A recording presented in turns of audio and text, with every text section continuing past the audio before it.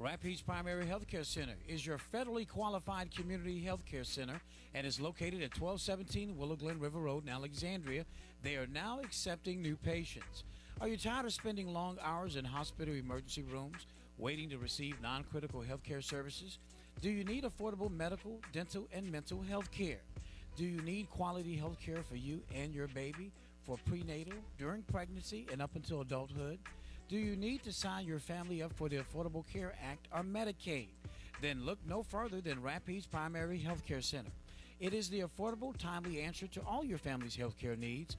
All services are available to anyone regardless of their ability to pay. You or your family will never be turned away. Rapides Primary is certified KidMed site with a sliding fee scale. Payment is based on income and size of family. Medicaid, Medicare, and most commercial insurance are accepted for medical services. For appointments and information on all medical services, including Obamacare and Medicaid, call 318-487-4400. That's 318-487-4400. Rapides Primary Healthcare Center, a new beginning in quality health care and a proud impact partner of the Eyes Open Radio Network. Who wants to start going to grandma's for Sunday dinner again? Who's ready to attend fairs and festivals again? Who's ready to relax with friends and family at the pool again? If that's you and you're 16 years old or older, you can now get one of the COVID-19 vaccines, which are authorized by the FDA as safe and effective. Visit covidvaccine.la.gov to find out where you can get the COVID-19 vaccine and help bring back Louisiana. Hello, Sinlaw. I'm Dr. Kelvin Spears, Chief Medical Officer of Alexandria Emergency Hospital, located at 5900 Coliseum Boulevard, next to Wendy's. Our mission at Alexandria Emergency Hospital is to provide our patients, both adults and children, with the best possible healthcare experience, with short wait times and a relaxing environment. Alexandria Emergency Hospital is open 24/7, 365. We have board-certified doctors available for expert pediatric and adult care for both inpatient and ER services. We can provide outpatient services like MRI, X-ray, ultrasound, and CT scans. We have a clinical lab and on-site pharmacy and can facilitate inpatient stays through our state-of-the-art hospital rooms. For more information about our services, you can give us a call at 318-386-8110. That's 318-386-8110. Or visit us online at www.alexandriaer.com. Again, I'm Dr. Kelvin Spears.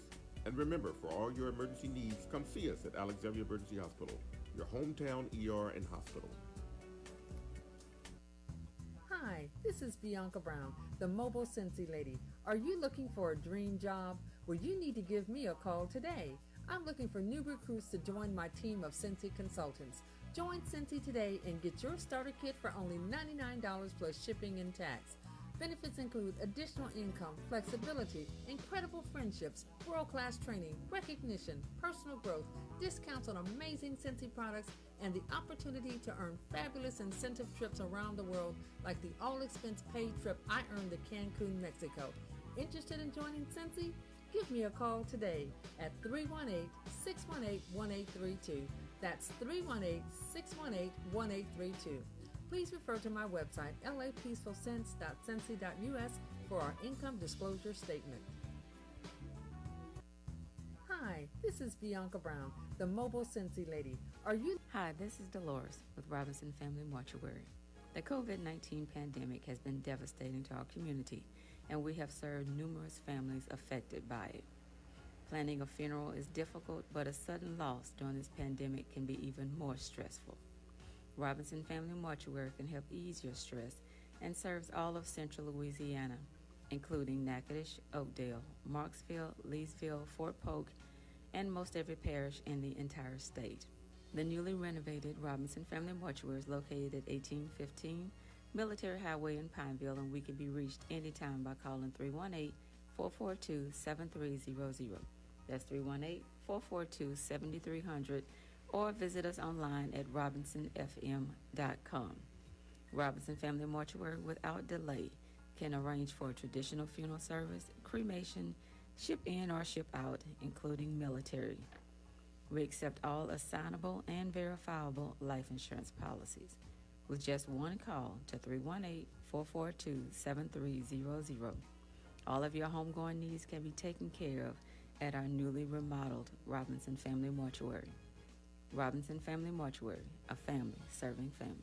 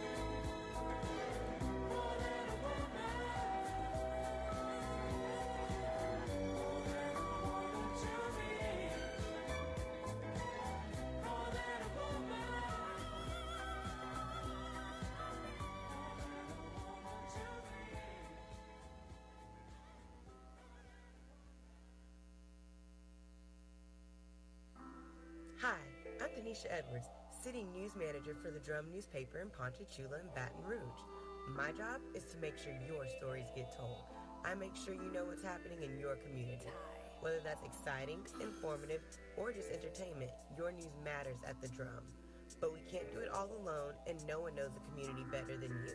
That's why I'm asking you to share your stories with me. At the Drum, we believe a community that is informed is a strong one.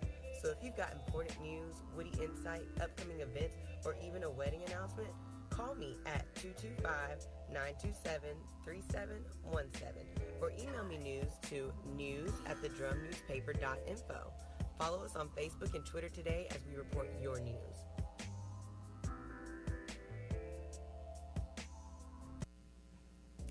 Hello, Sinla.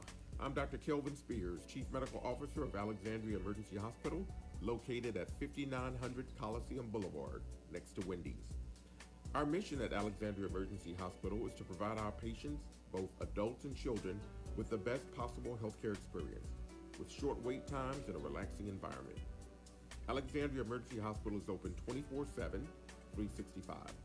We have board-certified doctors available for expert pediatric and adult care for both inpatient and ER services. We can provide outpatient services like MRI, X-ray, ultrasound, and CT scans. We have a clinical lab and on-site pharmacy and can facilitate inpatient stays through our state-of-the-art hospital rooms. For more information about our services, you can give us a call at 318-386-8110. That's 318-386-8110.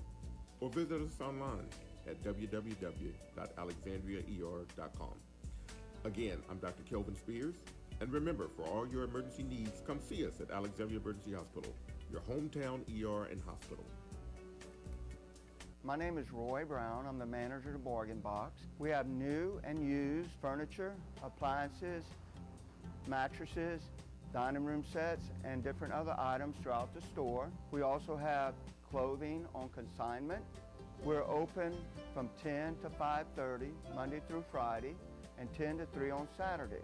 We're on Military Highway in Trotters Plaza, and I would just love to invite y'all to come visit. In case you haven't heard, everyone in Louisiana who's 16 years old and older can now receive one of the COVID-19 vaccines. And while you might have questions, the Louisiana Department of Health has the answers. Visit covidvaccine.la.gov for the facts about how safe and effective the vaccines are and what common side effects you may experience. Let's all go sleeves up, get the vaccine, and help bring back the Louisiana we know and love.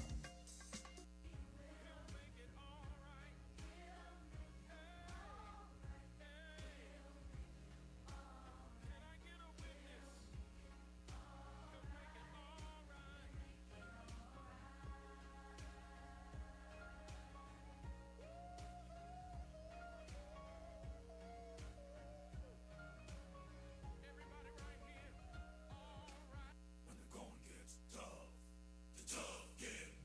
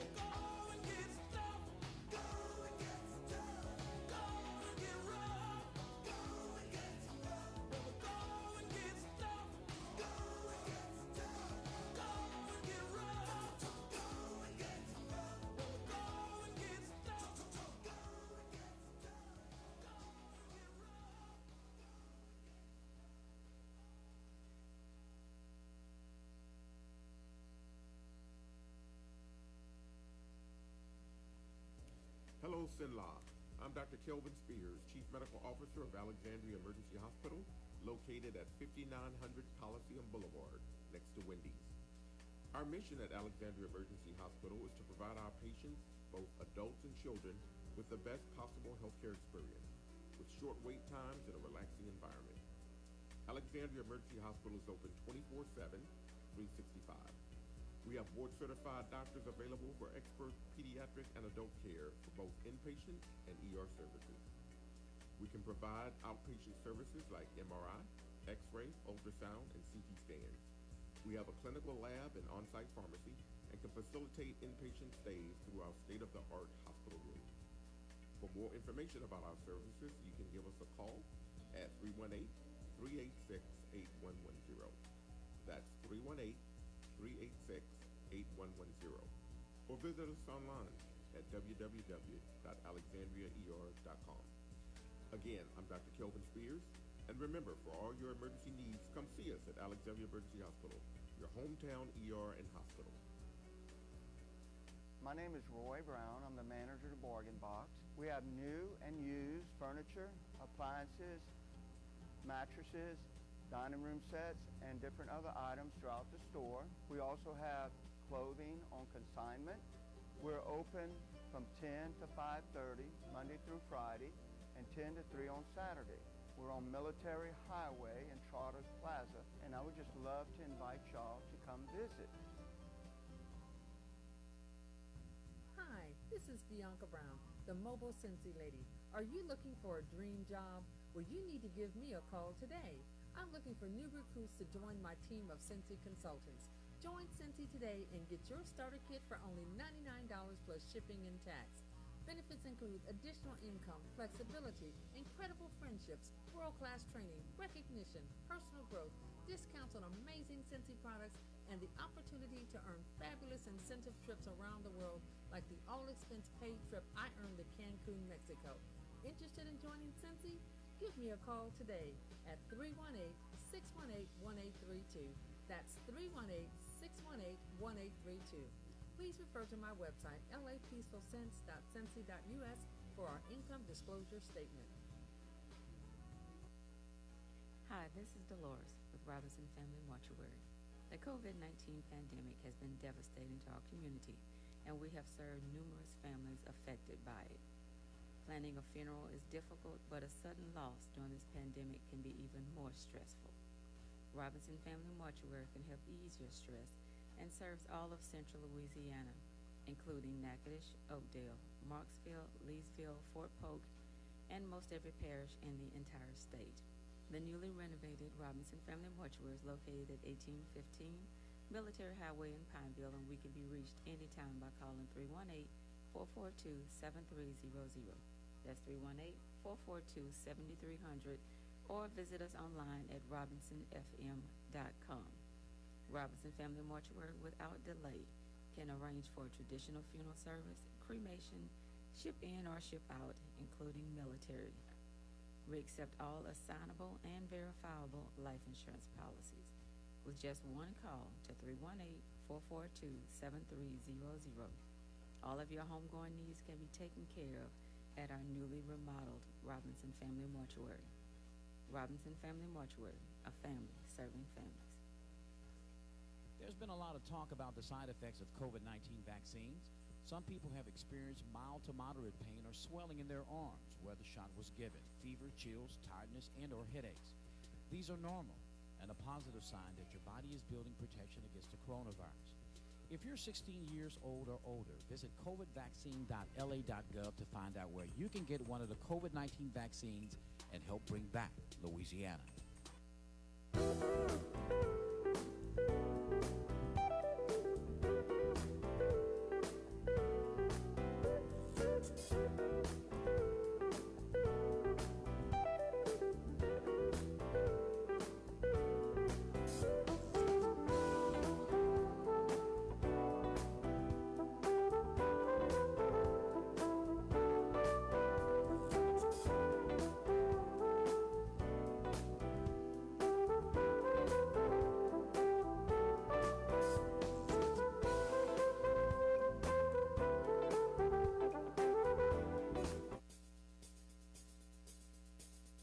It's over news time, 28 minutes past the hour right here on your premier morning news magazine. Top of the morning to you. It's Hump Day Wednesday. Q's in the studio. She's busy, y'all. We have all the news you can use. We'll touch base with the National Weather Service out of Lake Charles, talking about the inclement weather that racked some severe damage in the Houston area. It made its way through most of our area here in central Louisiana. We'll have the very latest right here on your premier morning news magazine. Top of the morning to you. This morning we have the pleasure, if I have my rundown here, which I don't have, must have left it over there, but I can do it off the cuff. This morning we're going to have your COVID-19 update as, of course, the Department of Health and Hospitals is set to begin ASAP vaccinating or inoculating children 12 to 16 years old here in the state of Louisiana. Certainly going to be a requirement that all kids be vaccinated prior to going to school, possibly this summer when it's available to the younger children, as well as this fall. And the problem is not really with the children. They have stated, according to the data, that less than 1% of children who actually get the vaccine even get sick. Get sick to the point where they have to be hospitalized. But the problem is when the little kids having sniffles, they'll have COVID-19. Some may be asymptomatic, might just have minor symptoms. They'll go home and hug on grandma and grandpa, and that's where the problem lies. So when you get your children vaccinated, you're not necessarily getting it to protect them. Their little bitty bodies are very full of antibodies. When they get the inoculation, according to the science that I read just this morning, their antibodies are much more aggressive, and they produce many more than older people who actually get the vaccine. But what you're protecting, not only your children, ensuring if you're in that 1% and those kids have to go to the hospital, yes, that's severe, but what you're really doing is protecting your parents or their grandparents from getting the COVID-19 when they go to grandmas and grandpas and hug on them. Kids might seem like they have a little bit of cold. It'll be COVID-19. And when they hug on Big Mama, when they hug on Grandpa, guess what? They pass it on to them, and because they're more vulnerable, they're the ones that end up in the hospital, intubated, and, of course, many of them in that age group continuing to die. So think of that when you think about it. It's going to be a requirement for them to go to public school anyway. To be enrolled in school, they're going to have to be vaccinated. So if you're trying to pass on your fears of the vaccine to your children, don't do it. And if you talk to them, most of those kids who are of the age of understanding, I would say 8, 9, well, maybe 9, 10, 11, many of them will tell Mom, I want to go ahead and get the vaccine. That's according to the data that was released this morning. I saw on, I think this was on either ABC or CBS. Excuse me again. Some of the national news we're going to be sharing with you this morning. Cheney shames colleagues who will purge her from disloyalty to Trump. Gasoline demand spikes in several states after the pipeline hack. Here they go, Q. And it ain't us. You know who it is. Panic-driven folk just going to say, let me go look out for me and mine. That's a selfish attitude. Just do your normal day-to-day routine. Don't rush to the stores, lining up. You're making the problem worse. Do your normal routine and everything will be okay. Quit panicking like they did, Q, in the early days of the pandemic. You couldn't find a sheet of toilet paper or paper towels. And I'm trying to figure out why toilet paper and paper towels. I would have been getting water, I would have been getting food. In the old days, Q, let me go right back. They used leaves, girl. Can you imagine that? Leaves and grass. They didn't have toilet paper or rags. That they just hang right back up on our outhouse, Q. Oh, my gosh. Say it isn't so. Well, it is so. I was watching some of those documentaries about that. So, my gosh. People were very nasty back then. And that's why diseases were so prevalent, and so was sickness. You got raw sewage running in the streets. It's problematic. Closer to home, not again. Alexandria continue to be one of the most violent places to live in, as there yet another shooting homicide that's taking place in Alexandria. I'm going to have to find out what the date. We have to be at, 19 or 20 or close to 20 homicides so far this year. Yeah, we've only been, first 4 months, first third of the city. And if we continue to run on the track that we're running right now, we're looking at the possibility of at least 60 murders in Alexandria. And for a city of about 45,000 people, That's problematic. Very problematic. With that said, we first told you a couple of weeks ago, we broke the story that Alexandria was the 8th most violent city according to a national website. The most violent city, or the worst place to live in. Yeah, or the most dangerous place to live in. Let me get it right. Now we got KLB, Johnny Come Lately. And this one is more on a state level. Yeah, the KLB announced yesterday that the website ranks Alexandria as the number 2 most dangerous place in Louisiana. Now, this is really what is problematic for me, because in the national list, it ranks Monroe as number 5 and Alexandria as number 8. But in the state list, it ranks Opelousas as number 1. You would think Monroe would be number 1, but Opelousas is number 1. Alexandria, Marksville, Bastrop, then Monroe at number 5. So Monroe is number 5 not only nationally as the most dangerous place in the country, but also the number 5th place most dangerous place in the state. But ahead of those, Alexandria is number 2. Worse than Monroe. A longtime Baton Rouge lawyer was arrested Tuesday after authorities say he tried to smuggle painkillers, prescription painkillers, into the West Baton Rouge Parish Prison. I read this story. Sounds like a 71-year-old attorney who's never been in trouble was really trying to help somebody who's obviously in pain. It's like that's what I gleaned from the story and reading it. You got a guy with a clean record. He's 71. He's an older guy. And someone went to him and said, "The kid in here, they're not helping him out. He's in severe pain. Can you help?" Don't know if it was a con or a scam by the people who tried to get him to do it, but to me, they preyed upon his elderly sense of empathy. In killing and dismembering of a Bruce Lee teacher, abuse reports can be used at a husband's trial. Ex-deputy wants trial to be separate from his wife's Livingston Parish sex abuse case. We'll tell you about that. There's a bill giving some child sex abuse victims more time to sue. It passes the Louisiana House. Like toilet paper shortage, panic buying gas worsens impact of Colonial Pipeline crack, even here in the state. Bill to decriminalize small-time marijuana possession okayed by the Louisiana House. Next up, the Senate. There it is, folks. It's finally going to happen. If it passes, guess what? Having having a half ounce or less in your car would only get you a ticket and a $100 fine, as opposed to that you step out of the car, put your hands behind your head, you're going to jail. Multiple fines, criminalizing you as a felony, and then towing your car to boot, and then you have to bond out, and then you're stuck with a felony record on your in your file. When can adolescents in Louisiana get the COVID vaccine? Officials plan to move quickly. And finally, William Tate IV will still be LSU president after South Carolina tried to keep him, board chair says. All that and a whole lot more coming up right here on your premier morning news magazine. Good morning.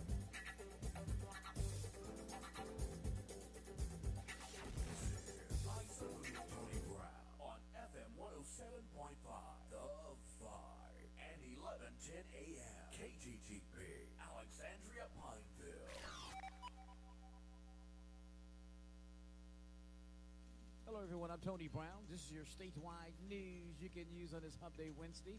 It's the 12th day of the month of May. News being brought to you by the Alexandria Emergency Room Hospital. We have yet another homicide in Alexandria, Louisiana, the 2nd most dangerous place in the state to live and the 8th most dangerous city in the country to live. The Alexandria Police Department is investigating this morning a homicide that occurred on Webster Street. It happened yesterday, according to authorities, just before 8 p.m., leaving at least one victim dead with a gunshot wound. If anyone has any information about this latest homicide to, of course, hit Alexandria, please contact the police department at 318-449-5099. They need help. Website ranks Alexandria as the number 2 most dangerous place in Louisiana. This after last week we first told you the story about Alexandria, now the number 8th most dangerous city in America. Yeah, the website only in your state has 3 central Louisiana cities listed as some of the most dangerous places in the state to live. The website's ranking places Alexandria in the number 2 slot, just below Opelousas at number 1. Marksville makes number 3, and Natchitoches comes in at number 7. We have to ask ourselves the question, why these 4 central Louisiana cities are the worst places to live, or certainly the most dangerous places to live. High murder rate per capita, high rate of violent crime, and of course, when you make the connection, high dropout rate, and of course, high mass incarceration rate.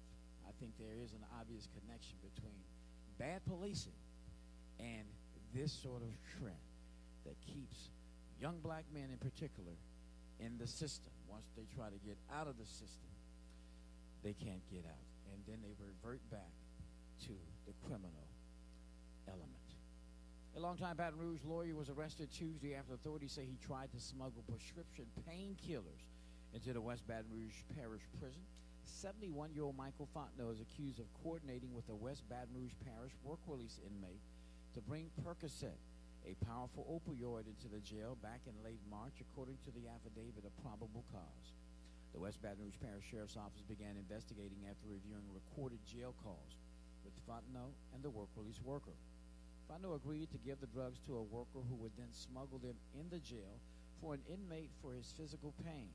A detective wrote in the affidavit, officials said Fontenot met with another person at his Baton Rouge home who planned to bring the pills into the jail. U.S. Marshals arrested Fontenot at his home Tuesday on suspicion of criminal conspiracy and charges related to bringing contraband into the jail, both felonies. He remained there Tuesday afternoon with a bond set at $45,000. Fontenot has been a certified lawyer in Louisiana for more than 40 years and has never, ever been disciplined, according to Louisiana State Attorney Disciplinary Board. He did not immediately return a message seeking comment. Sounds like the attorney was trying to help someone who was obviously in pain. In the 2 years leading up to her 2011 disappearance, Bruce Lee High School teacher Sylvain Fink Lazada told authorities her husband physically abused her 3 times. Several former deputies testified Tuesday. Each time she told the East Baton Rouge Parish Sheriff's deputies that she did not want to press charges against Oscar Lazada, who is now charged with second-degree murder in her death. On 2 of those occasions, she asked deputies to only speak with her husband. On the 3rd and final occasion, December the 31st of 2010, 6 months before her disappearance, the woman told a deputy at Our Lady of the Lakes Baton Rouge Emergency Room that she did not want him to contact her husband at all. Quote, she was very adamant about that. Former East Baton Rouge Parish Sheriff's Deputy Derek Schilling testified inside State District Judge Tiffany Foxworth's 9th Judicial District Courtroom. She was afraid he would become angry and take their baby to Venezuela. Prosecutors say 45-year-old Oscar Lazada killed and dismembered his wife in July of 2011, then fled to his home country of Venezuela with the couple's daughter. Venezuela has no extradition agreement with the U.S. However, Lazada was arrested in late 2018 in Mexico and brought back to Baton Rouge. On Tuesday, after hearing Foxworth gave prosecutor Dana Cummins permission to bring up the 3 alleged domestic abuse incidents at Lazada's trial, which is now set for November the 29th. Lawyers for a former Livingston Parish Sheriff's deputy asked a judge this week to try him separately from his ex-school teacher wife, not long after the court unsealed investigative documents describing in graphic detail some of the child sex abuse crimes the couple faced. Dennis and Cynthia Perkins are named in a long list of horrific charges stemming from an investigation spanning at least 5 years that involves 2 adults and 2 child victims, as well as a dog. Lawyers for Dennis Perkins this week asked the judge to see him charged separately from his wife, saying he would be unduly prejudiced by his wife's testimony. The arguments center on the judge's decision to allow certain evidence to be presented against only his wife, while other evidence can only be presented against Dennis Perkins. The couple was jointly indicted, meaning their criminal cases will proceed together. Court Cynthia Perkins filed for divorce not long after the couple was charged, claiming her husband of a little over a year had made sufficient threats that render her fearful of him. The Louisiana House on Tuesday unanimously passed a bill that would give victims of child molestation who are not yet 28 years old significantly more time to pursue civil court damages. House Bill 492, whose lead sponsor was Representative Jason Hughes, a Democrat out of Orleans, now heads to the state Senate for a committee hearing and then, if approved there, for consideration by the full chamber. If eventually ratified in its current form, the bill would give child sex abuse survivors until their 53rd birthday to file lawsuits regarding their abuse. Current law gives victims only until their 28th birthday to initiate litigation. Proposed legislation as written would not change things in the civil court for victims of child molestation who have already reached their 28th birthday, though they have until they turn 48 to press criminal charges. The effects of foreign criminal syndicates back to the Colonial Pipeline, hack of the Colonial Pipeline that delivers fuel from Houston to New York are starting to be seen in slower gas deliveries to convenience stores, pumps, to fuel terminals that serve delivery trucks, and in a panic buying that could make things even worse. According to Natalie Isaacs, Executive Director of the Baton Rouge-based Louisiana Oil Marketers and Convenience Store Association, we have many stations that are experiencing periodic rolling gasoline outages. Customers may see a bag on the pump. The association represents 3,400 fuel stations, and some members, particularly in central and northeastern Louisiana, are reporting extensive panic buy from consumers right now, she said Tuesday. If there's one thing I could say, there's not an actual shortage of fuel, she said. We have it. I could compare it to the toilet paper shortage in the early days of the pandemic, she added. There wasn't one, but people created one. If you need gas, go to work, go get it, Isaac says. If you need gas for your lawnmower, go and get it. Just stay in your normal routine. That will help, she said. But if people hoard it, we can't get our trucks out fast enough to the convenience stores. The Louisiana House has approved a bill to decriminalize the possession of small amounts of marijuana, taking away the possibility of jail time and reducing the maximum penalty to a $100 fine for possession offenses. The move on a 67 to 25 vote Tuesday would represent a significant step in the effort to loosen Louisiana's prohibition on marijuana. If approved by the Louisiana Senate, where the legislation heads next, and Governor John Bel Edwards, Louisiana would become the latest in a string of states to eliminate the possibility of jail time for people caught with small amounts of the drug. The Republican-dominated House agreed to House Bill 652 by Republican Cedric Glover, the Democrat out of Shreveport. The measure would make the maximum penalty for any possession of up to half an ounce of marijuana $100 with no jail time. Half an ounce. Offenders would be issued a summons instead of an arrest. The legislation drew significant support from Republicans, which dominate the legislature, and little debate. One of the most conservative members of the House, Representative Alan Seabaugh, a Republican out of Shreveport, stood with Glover and Baton Rouge Representative Denise Marcel, both Democrats, to support the proposal. The State House on Tuesday approved legislation to roll back the use of no-compete agreements for doctors amid a fierce battle between Ochsner Health System, which is fighting the bill, and the doctors group and other hospital systems pushing for it. The House voted 56 to 38 to approve House Bill 483 by Representative Mark Wright to restrict the use of non-compete provisions for doctors. Members voted 68 to 23 for another bill by Representative Larry Bagley, the Republican out of Stonewall, to ban their use entirely from public employees. A bill that arose out of LSU Health Shreveport's use of the provision at this public institution, which is run in conjunction with Ochsner's. House Speaker Clay Schnakesyder voted in favor of both bills. The bill still needs to be approved by the state Senate and signed by Governor John Bel Edwards before becoming law. The Pfizer coronavirus vaccine is close to getting a final sign-off authorizing its use for people 12 and older, and Louisiana health officials said Tuesday they are planning to move quickly to get the shots to the newly eligible. The vaccine received emergency use authorization for adolescents on Monday from the FDA and is now awaiting a recommendation from the Centers for Disease Control and Prevention Committee. That group is scheduled to meet today, and unless there is an unexpected hiccup, the Louisiana Department of Health plans to send an alert to nearly 1,500 vaccine providers in the state shortly after the authorization is announced.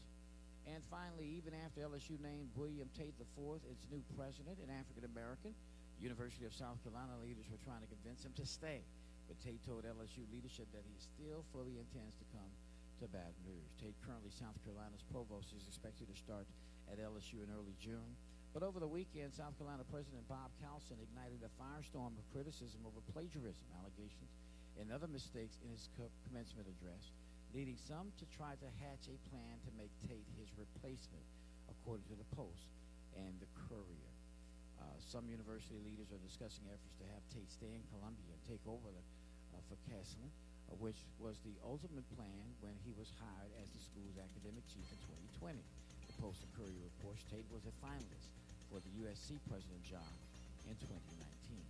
Caslen offered to resign from his presidential post and admitted that he lifted parts of his commencement address from a retired U.S. Navy admiral's speech to the University of Texas graduates in 2014. He also congratulated Gamecock graduates over the weekend as the newest alumni from the University of California. I'm Tony Brown. That's your statewide news you can use on this Hump Day Wednesday. Have a safe and a blessed day. Hello, Sinla. I'm Dr. Kelvin Spears, Chief Medical Officer of Alexandria Emergency Hospital, located at 5900 Coliseum Boulevard, next to Wendy's. Our mission at Alexandria Emergency Hospital is to provide our patients, both adults and children, with the best possible healthcare experience, with short wait times and a relaxing environment. Alexandria Emergency Hospital is open 24/7, 365. We have board-certified doctors available for expert pediatric and adult care for both inpatient and ER services. We can provide outpatient services like MRI, X-ray, ultrasound, and CT scans. We have a clinical lab and on-site pharmacy and can facilitate inpatient stays through our state-of-the-art hospital rooms. For more information about our services, you can give us a call at 318-386-8110. That's 318-386-8110. Or visit us online at www.alexandriaer.com. Again, I'm Dr. Kelvin Spears. And remember, for all your emergency needs, come see us at Alexandria Emergency Hospital, your hometown ER and hospital.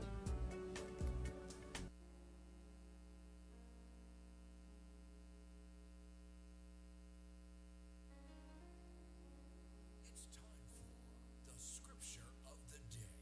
And now, the beautiful Bianca Brown.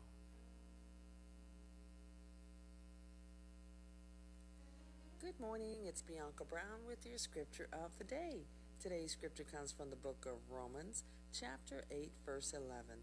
But if the spirit of him who raised Jesus from the dead dwells in you, he who raised Christ from the dead will also give life to your mortal bodies through his spirit who dwells in you. Today's scripture is being brought to you by the Monroe Street Church of Christ in Alexandria, Louisiana. If you would like to learn how you can be raised in Christ, you can do so by contacting the church. Give the Monroe Street Church of Christ a call at 318-448-2494 and ask the speaker, Brother Jesse Allen. Or you can write the church at 2008 Monroe Street, Alexandria, Louisiana, 71301. As we always say, we will continue to lift you up in prayer and in the precious name of our Lord and Savior, Jesus Christ. It's time for the Daily Bread with Tony Brown. Fusion Man. Read Psalms 55, 1 through 8. Psalms 55, 6 says, So I said, oh, that I had wings like a dove. I would fly away and be at rest. Yves Rossi accomplished something people have dreamed of since the ancient myth of Icarus. He has flown, known as Fusion Man. Rossi built a set of wings with an engine pack that uses his body as a fuselage of the aircraft, with the wings fused to the back of his heat-resistant suit. His first flight took place near Geneva, Switzerland in 2004, and he has since had numerous successful flights. The psalmist David longed to have wings so he could fly away at a time when he was being pursued by enemies who were seeking to take his life.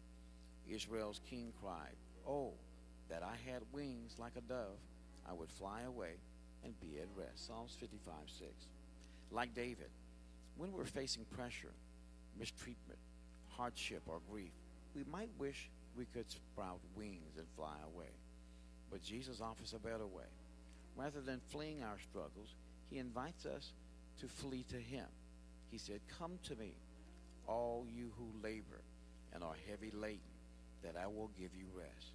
Take my yoke upon you and learn from me, and you will find rest for your souls. That's Matthew 11:28 through 29. Rather than wishing we could fly away and escape life's problems, we can bring them to the Lord. Escape cannot give us rest, but Jesus Christ, the Son of God, surely can. Oh, give me a spirit of peace, dear Lord, midst the storms and tempests that roll, that I may find rest and quiet within, a calm buried deep in my soul. God gives us strength to face our problems, not to flee them. I'm Tony Brown, and that's today's Daily Bread. Rapides Primary Healthcare Center is your federally qualified community healthcare center and is located at 1217 Willow Glen River Road in Alexandria. They are now accepting new patients. Are you tired of spending long hours in hospital emergency rooms waiting to receive non-critical healthcare services? Do you need affordable medical, dental, and mental health care? Do you need quality health care for you and your baby for prenatal, during pregnancy, and up until adulthood? Do you need to sign your family up for the Affordable Care Act or Medicaid? Then look no further than Rapides Primary Healthcare Center. It is the affordable, timely answer to all your family's healthcare needs. All services are available to anyone regardless of their ability to pay. You or your family will never be turned away. Rapides Primary is certified Kid Med site with a sliding fee scale. Payment is based on income and size of family. Medicaid, Medicare, and most commercial insurance are accepted for medical services. For appointments and information on all medical services, including Obamacare and Medicaid, call 318-487-4400. That's 318-487-4400. Rapides Primary Healthcare Center, a new beginning in quality health care and a proud impact partner of the Eyes Open Radio Network. Come to the Natchitoches Jazz R&B Festival on May 22nd on the downtown Riverbank, featuring country star Neil McCoy, Rare Earth lead singer Peter Rivera, Dwayne Dukesy and the Zydeco Hellraisers, AC/DC tribute band Back in Black, Johnny Earthquake and the Moondogs, and many more. 17 bands on the Natchitoches Regional Medical Center, Alliance Compressor, and Southern Script stages. There are limited tickets. Get yours today. Go to www.natchjazzfest.com. That's natchjazzfest.com.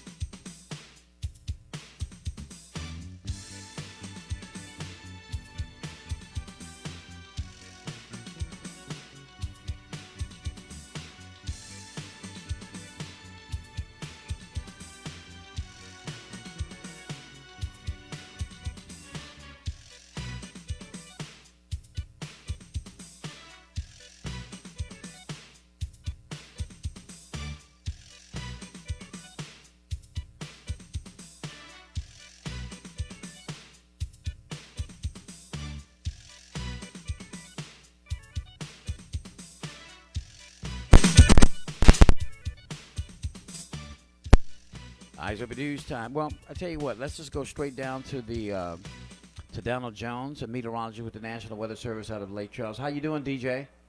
Good morning. How are you? I'm fine. A lot of bad weather came through here, certainly last night. I understand Houston really got it bad.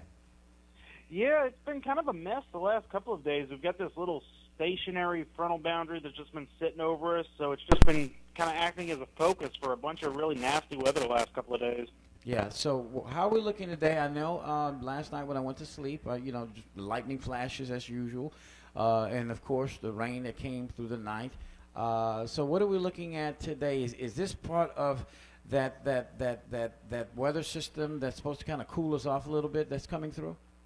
Well, it's not a particularly cool system. We are a little bit cooler this morning than we were yesterday. I think we're in the lower 60s across most of the area. But that's probably more due to the shower activity we have out there than the actual frontal boundary itself. And it looks like we are going to be looking at least another few hours worth of at least that light to moderate shower activity before the front is going to eventually move out into the Gulf of Mexico, and that's going to bring that rainfall to an end. The rest of the week is actually looking not too bad, but we've got to get through probably another 3 or 4 hours of rainfall here this morning before conditions begin to improve. And again, as you mentioned, the extended forecast looks pretty good. Yeah, we're going to dry out, I think, starting this afternoon and really for the next few days going into the weekends, actually looking pretty nice. All right, DJ, we appreciate you. Thanks for the forecast, my friend. You take care. Stay safe. No problem. You have a good one. All right. Of course, I do need to mention that Caden is out today. You know, Wednesday is normally his day off, so hopefully we'll be right back up on tomorrow with the Lunch Menu Kid as well as the Kids Prayer. As of produce time, 58 minutes past the hour. Let me check out some of these stories. I know the first one is probably a reader cue, but I'm pretty certain we got a video element on that second story. Let's go ahead and get that queued up so we can move this thing right along. We got a full show lined up for you this morning. We got Dr. David Holcomb coming up, folks, with the Office of Public Health. Children 12 and under are now approved under emergency order to be vaccinated. We'll tell you about that, particularly for you parents who might be a little concerned about what's going on. We got State Representative Ted James visiting us next half hour. He is, of course, the Baton Rouge Democrat who is the chair of the Legislative Black Caucus, talking about what the Black Caucus is trying to do to get rid of the House Education Committee, who made some racist remarks a couple of weeks ago saying that slavery, there was some good, bad and ugly in slavery. So we're scratching our head about the good part. It wasn't good for us, but it certainly was good for America and white people.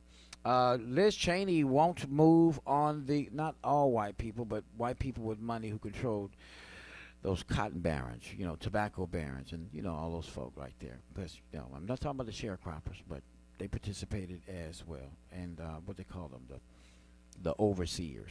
Liz Cheney won't move on and stop speaking about the threat of American democracy posed by Donald Trump. I think she's actually said something. Her words were powerful. Well, can we bring up anything that she's saying on that? She made this last night. They're about to boot her out. Yeah, today they will strip her of her number 3 House GOP leadership post, showing the guts to speak truth to power by the president's malevolent power that most Republicans back. History is like, this is quoting some of what she's saying here. History. And colleague, Mr. Buck, for yielding me time this evening. I know the topic, Mr. Speaker, is cancel culture. I have some thoughts about that. But tonight, I rise to discuss freedom and our constitutional duty to protect it. Mr. Speaker, I have been privileged to see firsthand how powerful and how fragile freedom is. 28 years ago, I stood outside a polling place, a schoolhouse in Western Kenya. Soldiers had chased away people who were lined up to vote. A few hours later, they came streaming back in, risking further attack, undaunted in their determination to exercise their right to vote. In 1992, I sat across a table from a young mayor in Nizhny Novgorod, Russia, and I listened to him talk of his dream of liberating his nation from communism. Come on out to me.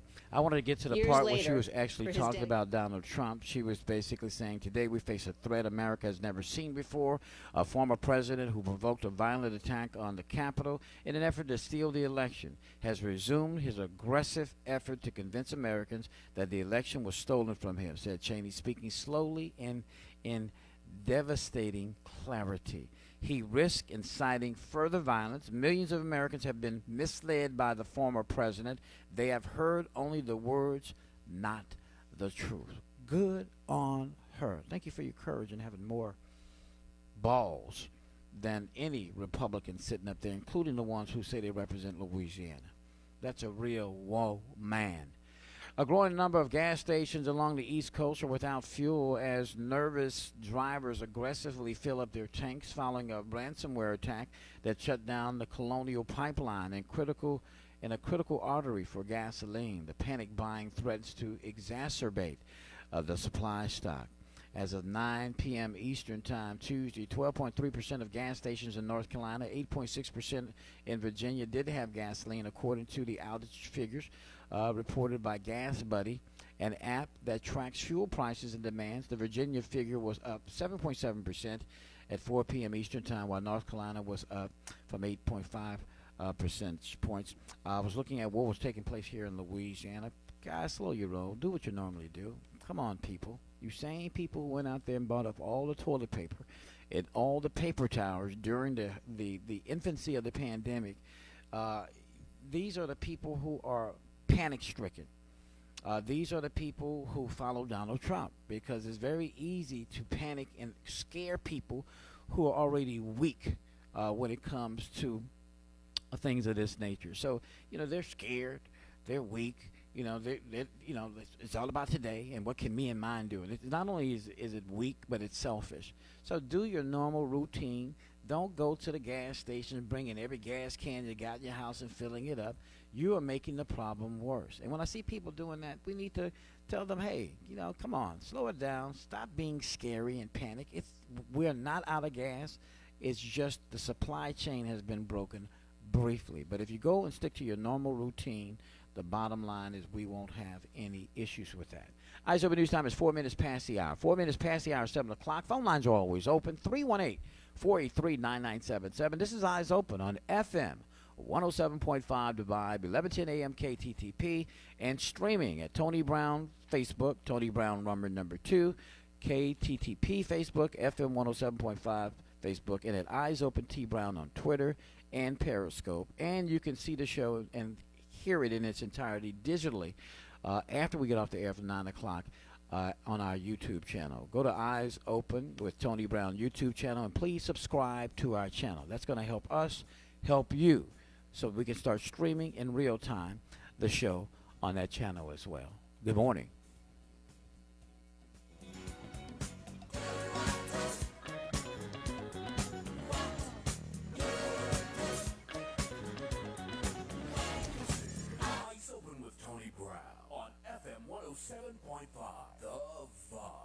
And 1110 AM KTTP, Alexandria, Pineville.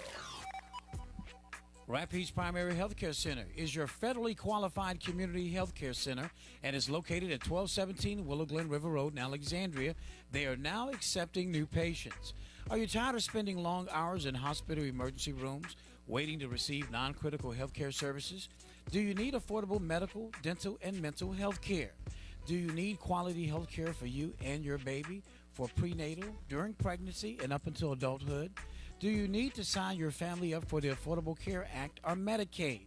Then look no further than Rapides Primary Healthcare Center. It is the affordable, timely answer to all your family's health care needs. All services are available to anyone regardless of their ability to pay. You or your family will never be turned away. Rapides Primary is certified Kid Med site with a sliding fee scale. Payment is based on income and size of family. Medicaid, Medicare, and most commercial insurance are accepted for medical services. For appointments and information on all medical services, including Obamacare and Medicaid, call 318-487-4400. That's 318-487-4400. Rapides Primary Healthcare Center, a new beginning in quality health care and a proud impact partner of the Eyes Open Radio Network. Hello, Sinla. I'm Dr. Kelvin Spears, Chief Medical Officer of Alexandria Emergency Hospital, located at 5900 Coliseum Boulevard, next to Wendy's. Our mission at Alexandria Emergency Hospital is to provide our patients, both adults and children, with the best possible healthcare experience, with short wait times and a relaxing environment. Alexandria Emergency Hospital is open 24/7, 365. We have board-certified doctors available for expert pediatric and adult care for both inpatient and ER services. We can provide outpatient services like MRI, X-ray, ultrasound, and CT scans. We have a clinical lab and on-site pharmacy and can facilitate inpatient stays through our state-of-the-art hospital rooms. For more information about our services, you can give us a call at 318-386-8110. That's 318-386-8110. Or visit us online at www.alexandriaer.com. Again, I'm Dr. Kelvin Spears. And remember, for all your emergency needs, come see us at Alexandria Emergency Hospital, your hometown ER and hospital. Hi, I'm Denisha Edwards, City News Manager for the Drum newspaper in Ponchatoula and Baton Rouge. My job is to make sure your stories get told. I make sure you know what's happening in your community. Whether that's exciting, informative, or just entertainment, your news matters at the Drum. But we can't do it all alone, and no one knows the community better than you. That's why I'm asking you to share your stories with me. At the Drum, we believe a community that is informed is a strong one. So if you've got important news, witty insight, upcoming events, or even a wedding announcement, call me at 225-927-3717 or email me news to news@thedrumnewspaper.info. Follow us on Facebook and Twitter today as we report your news. Who wants to start going to grandma's for Sunday dinner again? Who's ready to attend fairs and festivals again? Who's ready to relax with friends and family at the pool again? If that's you, and you're 16 years old or older, you can now get one of the COVID-19 vaccines, which are authorized by the FDA as safe and effective. Visit covidvaccine.la.gov to find out where you can get the COVID-19 vaccine and help bring back Louisiana. Distant lover,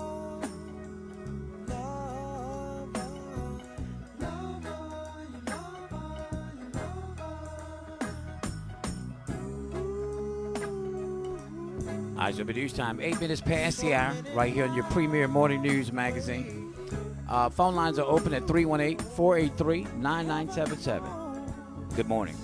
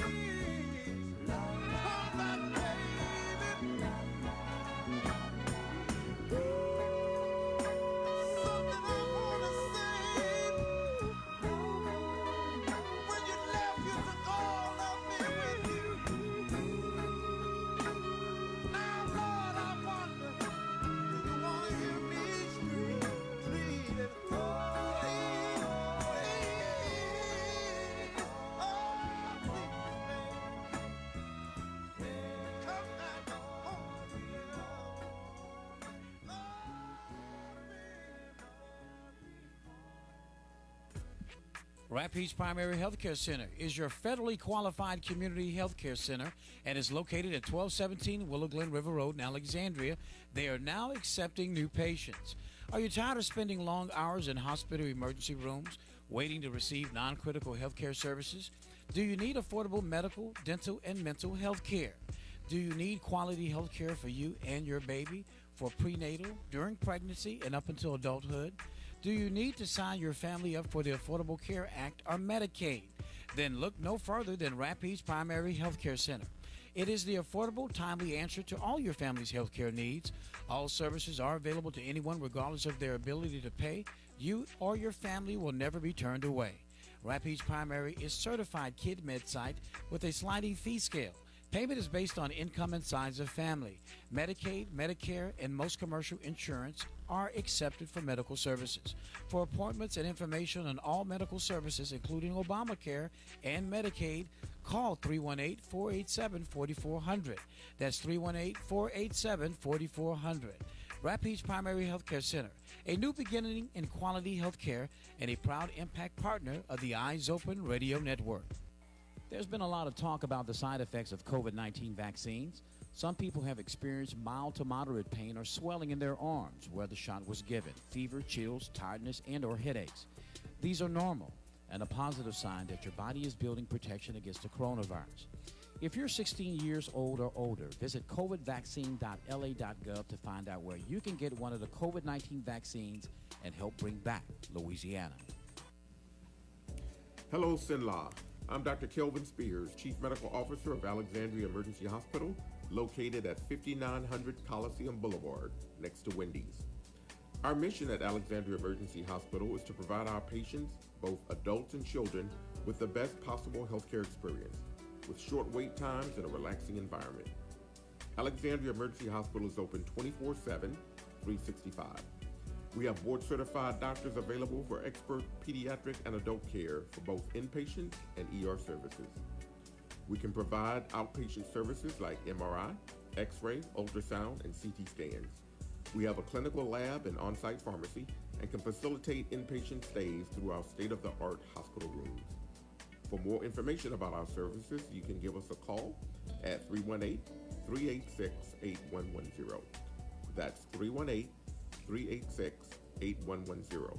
Or visit us online at www.alexandriaer.com. Again, I'm Dr. Kelvin Spears.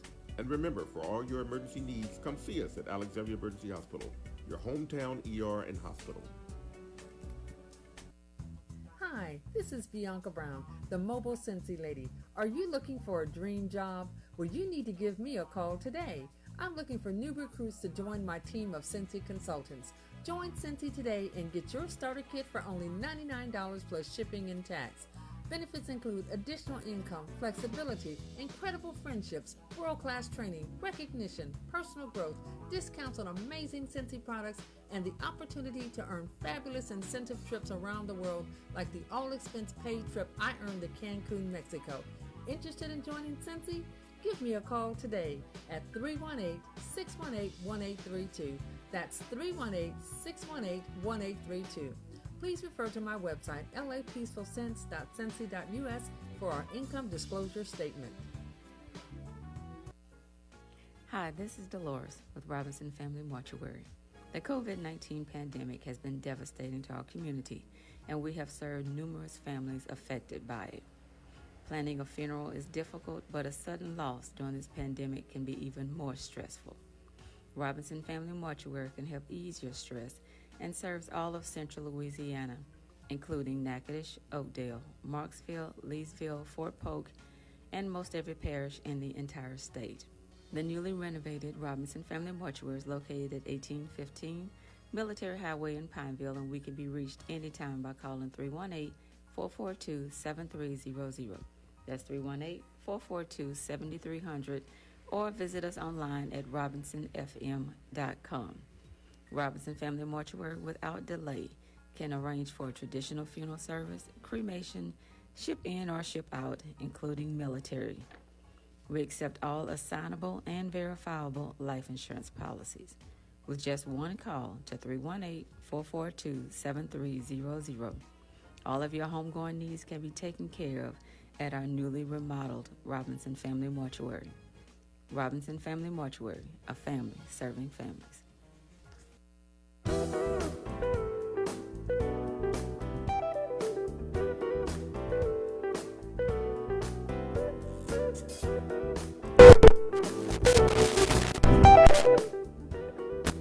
All right, we're back right here on your premier morning news magazine. The Pfizer coronavirus vaccine is close to getting a final sign-off of authorization.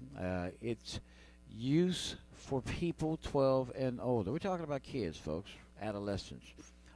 And Louisiana health officials said yesterday that they're planning to move quickly to get the shots to the newly eligible. Now, the vaccine received emergency use authorization for adolescents on Monday from the FDA and is now awaiting recommendations from the CDC, the Centers for Disease Control and Prevention Committee. That group is scheduled to meet today, and unless there is an unexpected hiccup, the Louisiana Department of Health plans to send an alert to nearly 1,500 vaccine providers in the state today, shortly after the authorization is announced. Now, once eligible, the state's 250,000 12 to 15-year-olds could provide a small but much-needed boost to Louisiana's lagging vaccination rate, expanding the pool of potential people who can receive a shot as the rate of vaccinations continues to fall. Just 34% of the population has been vaccinated in our state compared to the national rate of 46%. So we're still way behind. Let's go to our medical director for the Office of Public Health for this region, Region 6, Dr. David Holcomb. Doc, so there's some good news and the bad news. The good news is that adolescents, 12 to 16 years old, will soon be able to get at least the Pfizer vaccination. The sad news is that we're still lagging behind the national average here in Louisiana as it comes to vaccinations. Part of that is because of the politicization of this drug and the pandemic, and because we're in one of the most reddest of the states. And when you got people down in Baton Rouge who may be getting the shot but reluctant to let their constituency know, there's still this concrete barrier that they seem to have, not only around their bodies but their hearts, as it pertains to listening to the data and recommending that all people go and get the shot. So it's still problematic that you still got people believing, you still got sheep following the sheep herder or the shepherd, and in this case, it ain't Jesus. So I guess I'll throw that in. Good morning and welcome back, my friend. Good morning. Always interesting and a pleasure to listen to you. I know you can't really comment on some of my heavily opinionated hyperbole, but I know you and I are on the same page for the most part, although I can say it under my freedom of speech, and of course you being our medical director, you're kind of limited to what you can say. But let's talk a little bit about the concerns of the parents, because you have parents out there, they're concerned. They were so concerned that they kept the kids out of school. They were so concerned that many of them still have not gotten a shot. And we're not talking about black people. We're talking about Republican, mostly white, mostly people over the age of 50, both men and women, who are following Donald Trump's words but not his actions, because he and his family have both gotten the vaccination. Well, it's a tough problem, and I'm going to focus on the positive here. And the positive is that the governor has really been very proactive, and we got the vaccines as soon as we could. We started administering them as soon as we could. We have made deliberate efforts to reach populations that are generally underserved, notably African Americans. And so all of that has been extremely positive. And extending this to kids is also really a positive thing. And going down to 12 is going to include a whole bunch of kids who can, go to summer camp and go back to school with more security. The parents should see that the benefits of this are going to outweigh any theoretical disadvantages. In fact, they didn't find anything that really happened significantly to any child that was in the testing group. But besides that, this is not just a Louisiana phenomenon. There's about 20% of parents nationwide who say they will not get their child vaccinated. And that is people that are not necessarily opposed to all vaccines. It's just a large group of people. So every time that there's folks who don't want to get this and don't want their kids or whatever, it increases the pool of people that are around that are susceptible to the virus, and that creates a situation that is not helpful, because it really mandates the prolongation of masks, of social distancing, of decreased congregate activities, when all that could actually be going away. People need to get their kids vaccinated. They need to get themselves vaccinated. Prison guards, for instance, are not necessarily getting vaccinated, and yet their populations are highly susceptible to COVID, and that will come out into the community. So this is a big problem. It certainly is. And when you talk about vaccinating the younger, well, in this case, the adolescents, and then, prior to that, we know we're probably going to see the recommendations for certainly children who are of school age, even the younger children, first grade to sixth grade. But looking at the data, as you mentioned, even those children who haven't gotten the shot, less than 1% of them, are getting sick enough to go to the hospital, at least according to what I saw this morning on the report.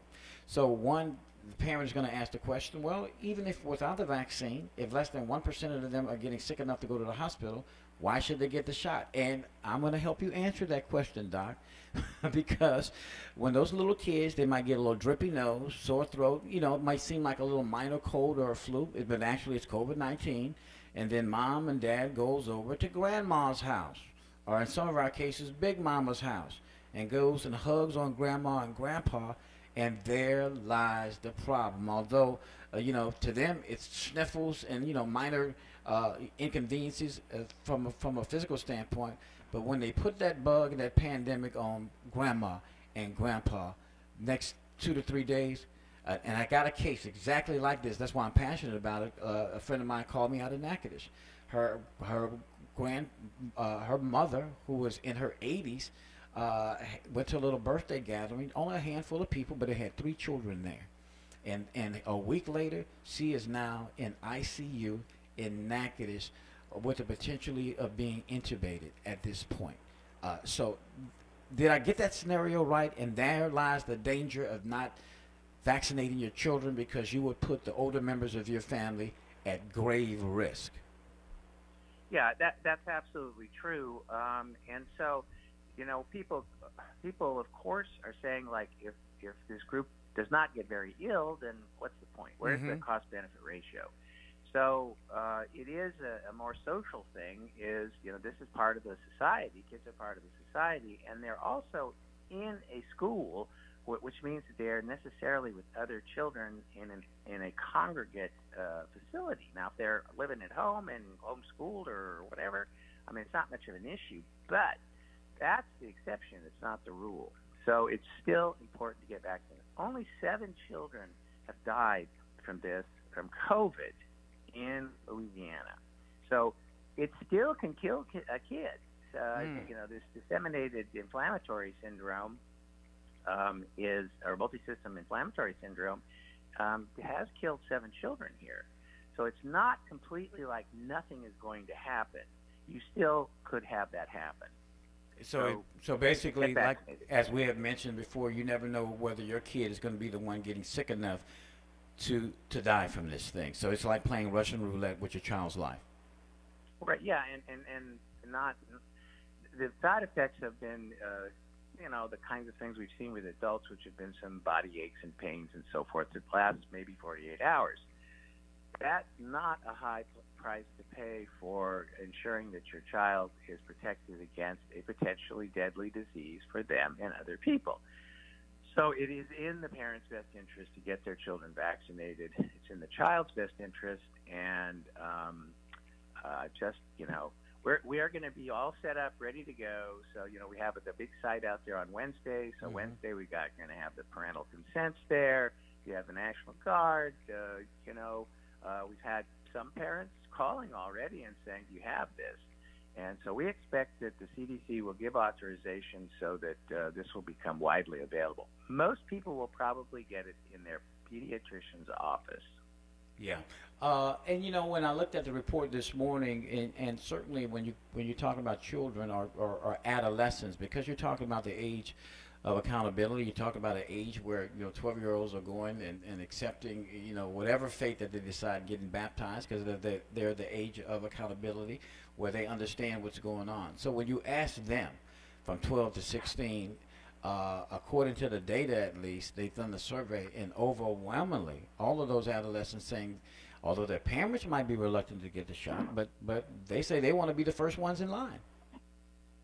Yeah. Well, that's good, and I would encourage that, because in the final analysis, people are influenced by people like yourselves who are influencers, but they're mostly influenced by the people around them. Yes. So if teens can get inspired about this and active in it, and say really pick up the banner and say I got vaccinated, you guys should too, then we will have a lot more success in that age group. Absolutely. Well, good luck out there today, Doc. We hope y'all start getting those numbers, and at the very least, we hope parents start getting their kids. Now, with the children, it's not going to be a sign-up issue. It's going to be a show-up type thing like we're doing currently with adults? People can, sign up electronically, but we don't want that to be an impediment. And so you can just drive your kid down, and we're going to have a special little area on the side for if there's people that really can't do this in a car, that we can be able to park them and bring them inside to the part of the Coliseum.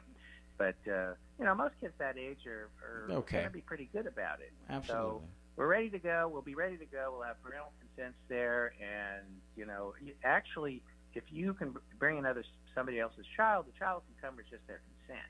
Okay. So those consents are going to be available very shortly. Okay, so the consents will be available very shortly. Emergency use for the vaccine for those adolescents, was approved on Monday, and putting the shots in the arm will start, are you saying today for those youngsters?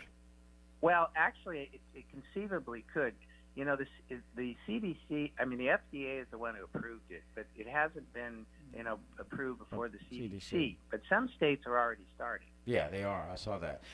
So if they want to wait for the CDC, or if they don't want to wait for the CDC to give their thumb of approval, can they bring their child up today? No, we can't do it because our immunization program Gotcha. is going to wait until official CDC. So that's going to happen probably by this afternoon. Okay. Well, our first big day will be the next Wednesday when we will prepare for a number of kids, and then we will have it available for children scattered around the region. And I'm hoping that doctors' offices will be able to order it directly so that there will be a lot of vaccine available. Well, that's good stuff. I know we're going to be getting an update from you in a couple of days, so obviously we can talk in a couple of days about the authorization, what the CDC has done, and of course prepare parents to prepare their children over the course of the weekend and early next week to start going in and get the shots, because school is out, starting next week, or is it the following week, Doc? It's very soon. Yeah, we both know that. I think it is very soon. I don't think if it's this week, it may be sometime next week. So if you don't get the numbers you need from those adolescents next week, I know certainly after next week they'll be out of school, and those numbers may be more predictable than when they're out to school, because they'll have a little leeway before summer school starts. Doc, always a pleasure, my friend. Thank you for the update and the information. And tell you and your staff and everyone, the National Guard that's been out there like clockwork since the testing and now with the vaccinations, that we thank you, we thank them for your service. I will certainly tell them. And we have a CDC team coming next Wednesday to do an inspection. Oh, wow. Okay. Okay. Well, I know you guys are ready for that. I hope so. All right, my friend. Take care. God bless. All right. That's Dr. David Holcomb with the Office of Public Health for Region 6, as we're trying to prep parents to get ready to start getting particularly those adolescents in there. Not for the young kids yet, but for those adolescents. More Eyes Open when we come back, folks. Don't go away.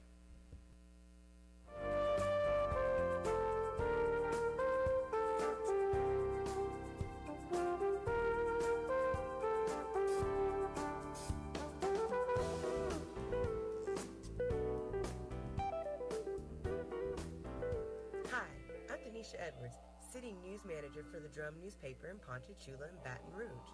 My job is to make sure your stories get told. I make sure you know what's happening in your community. Whether that's exciting, informative, or just entertainment, your news matters at the Drum. But we can't do it all alone, and no one knows the community better than you. That's why I'm asking you to share your stories with me. At the Drum, we believe a community that is informed is a strong one. So if you've got important news, witty insight, upcoming events, or even a wedding announcement, call me at 225-927-3717 or email me news to news@thedrumnewspaper.info. Follow us on Facebook and Twitter today as we report your news.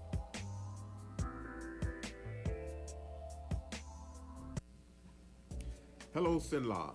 I'm Dr. Kelvin Spears, Chief Medical Officer of Alexandria Emergency Hospital, located at 5900 Coliseum Boulevard, next to Wendy's. Our mission at Alexandria Emergency Hospital is to provide our patients, both adults and children, with the best possible healthcare experience, with short wait times and a relaxing environment. Alexandria Emergency Hospital is open 24/7, 365.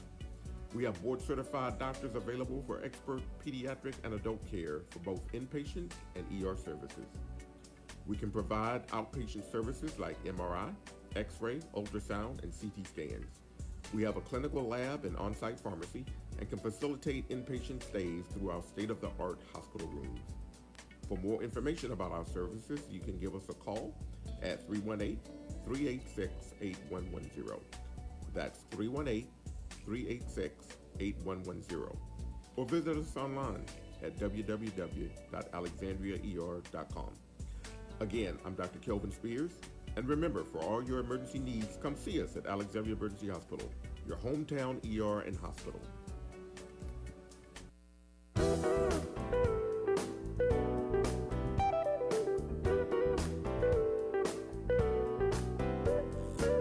My name is Roy Brown. I'm the manager of the Bargain Box. We have new and used furniture, appliances, mattresses, dining room sets, and different other items throughout the store. We also have clothing on consignment.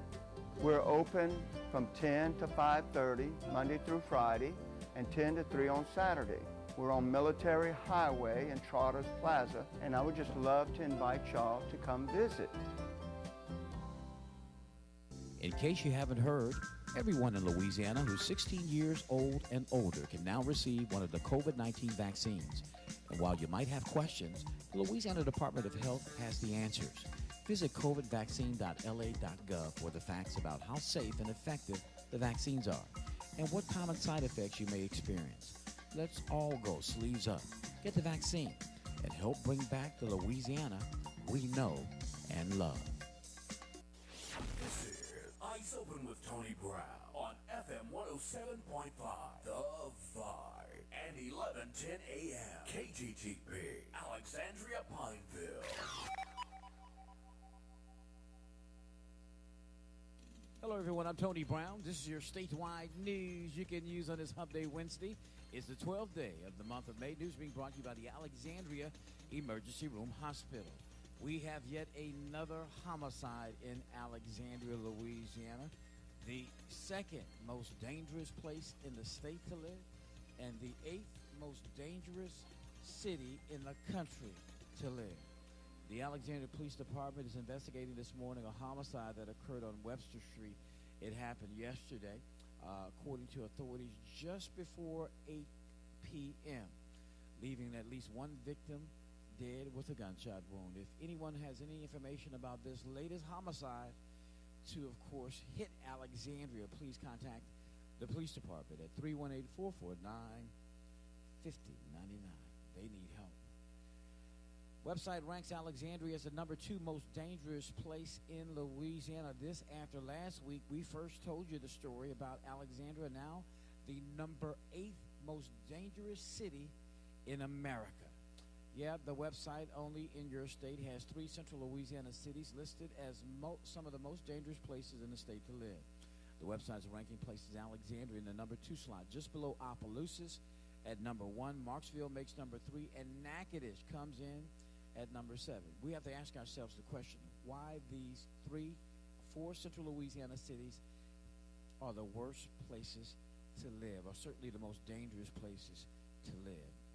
High murder rate per capita, high rate of violent crime, and of course, when you make the connection, high dropout rate, and of course, high mass incarceration rate.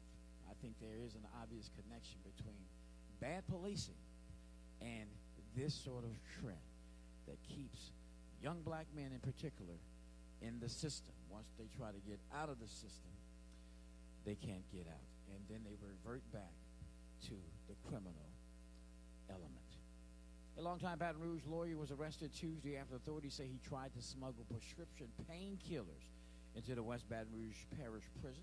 71-year-old Michael Fontenot is accused of coordinating with a West Baton Rouge Parish work release inmate to bring Percocet, a powerful opioid, into the jail back in late March, according to the affidavit of probable cause. The West Baton Rouge Parish Sheriff's Office began investigating after reviewing recorded jail calls with Fontenot and the work release worker. Fontenot agreed to give the drugs to a worker who would then smuggle them in the jail for an inmate for his physical pain. A detective wrote in the affidavit, officials said Fontenot met with another person at his Baton Rouge home who planned to bring the pills into the jail.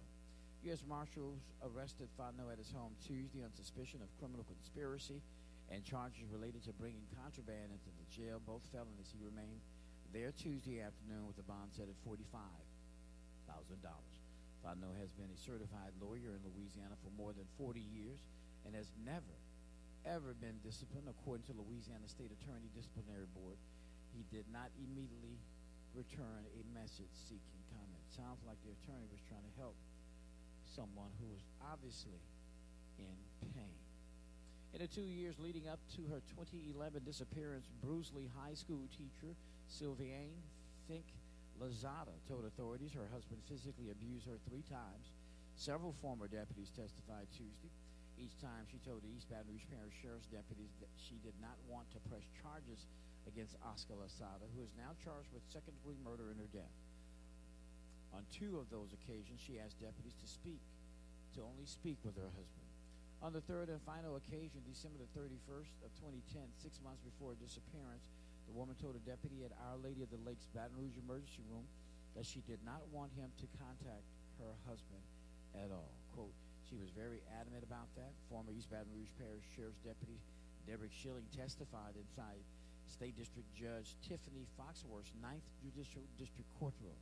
She was afraid he would become angry and take their baby to Venezuela. Prosecutors say 45-year-old Oscar Lozada killed and dismembered his wife in July of 2011, then fled to his home country of Venezuela with the couple's daughter. Venezuela has no extradition agreement with the U.S. However, Lozada was arrested in late 2018 in Mexico and brought back to Baton Rouge. On Tuesday, after hearing Foxworth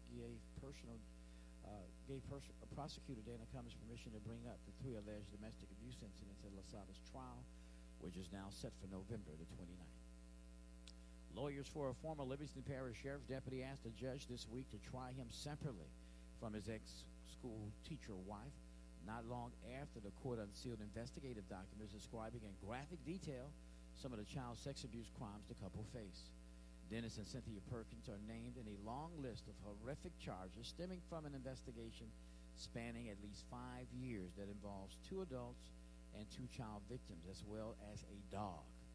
Lawyers for Dennis Perkins this week asked the judge to see him charged separately from his wife, saying he would be unduly prejudiced by his wife's testimony. The arguments center on the judge's decision to allow certain evidence to be presented against only his wife, while other evidence can only be presented against Dennis Perkins. The couple was jointly indicted, meaning their criminal cases will proceed together to court. Cynthia Perkins filed for divorce not long after the couple was charged, claiming her husband of a little over a year had made sufficient threats that render her fearful of him. The Louisiana House on Tuesday unanimously passed a bill that would give victims of child molestation who are not yet 28 years old significantly more time to pursue civil court damages. House Bill 492, whose lead sponsor was Representative Jason Hughes, a Democrat out of Orleans, now heads to the state Senate for a committee hearing and then if approved there for consideration by the full chamber. If eventually ratified in its current form, the bill would give child sex abuse survivors until their 53rd birthday to file lawsuits regarding their abuse. Current law gives victims only until their 28th birthday to initiate litigation. The proposed legislation as written would not change things in the civil court for victims of child molestation who have already reached their 28th birthday, though they have until they turn 48 to press criminal charges. The effects of foreign criminal syndicates back to the colonial pipeline, hack of the colonial pipeline that delivers fuel from Houston to New York are starting to be seen in slower gas deliveries to convenience stores, pumps, to fuel terminals that serve delivery trucks, and in a panic buying that could make things even worse. According to Natalie Isaacs, Executive Director of the Baton Rouge-based Louisiana Oil Marketers and Convenience Store Association, we have many stations that are experiencing periodic rolling gasoline outages. Customers may see a bag on the pump. The association represents 3,400 fuel stations, and some members, particularly in central and northeastern Louisiana, are reporting extensive panic buy from consumers right now, she said Tuesday. If there's one thing I could say, there's not an actual shortage of fuel, she said. We have it. I could compare it to the toilet paper shortage in the early days of the pandemic, she added. There wasn't one, but people created one. If you need gas, go to work, go get it, Isaac says. If you need gas for your lawnmower, go and get it. Just stay in your normal routine. That will help, she said. But if people hoard it, we can't get our trucks out fast enough to the convenience stores. The Louisiana House has approved a bill to decriminalize the possession of small amounts of marijuana, taking away the possibility of jail time and reducing the maximum penalty to a $100 fine for possession offenses. The move on a 67 to 25 vote Tuesday would represent a significant step in the effort to loosen Louisiana's prohibition on marijuana.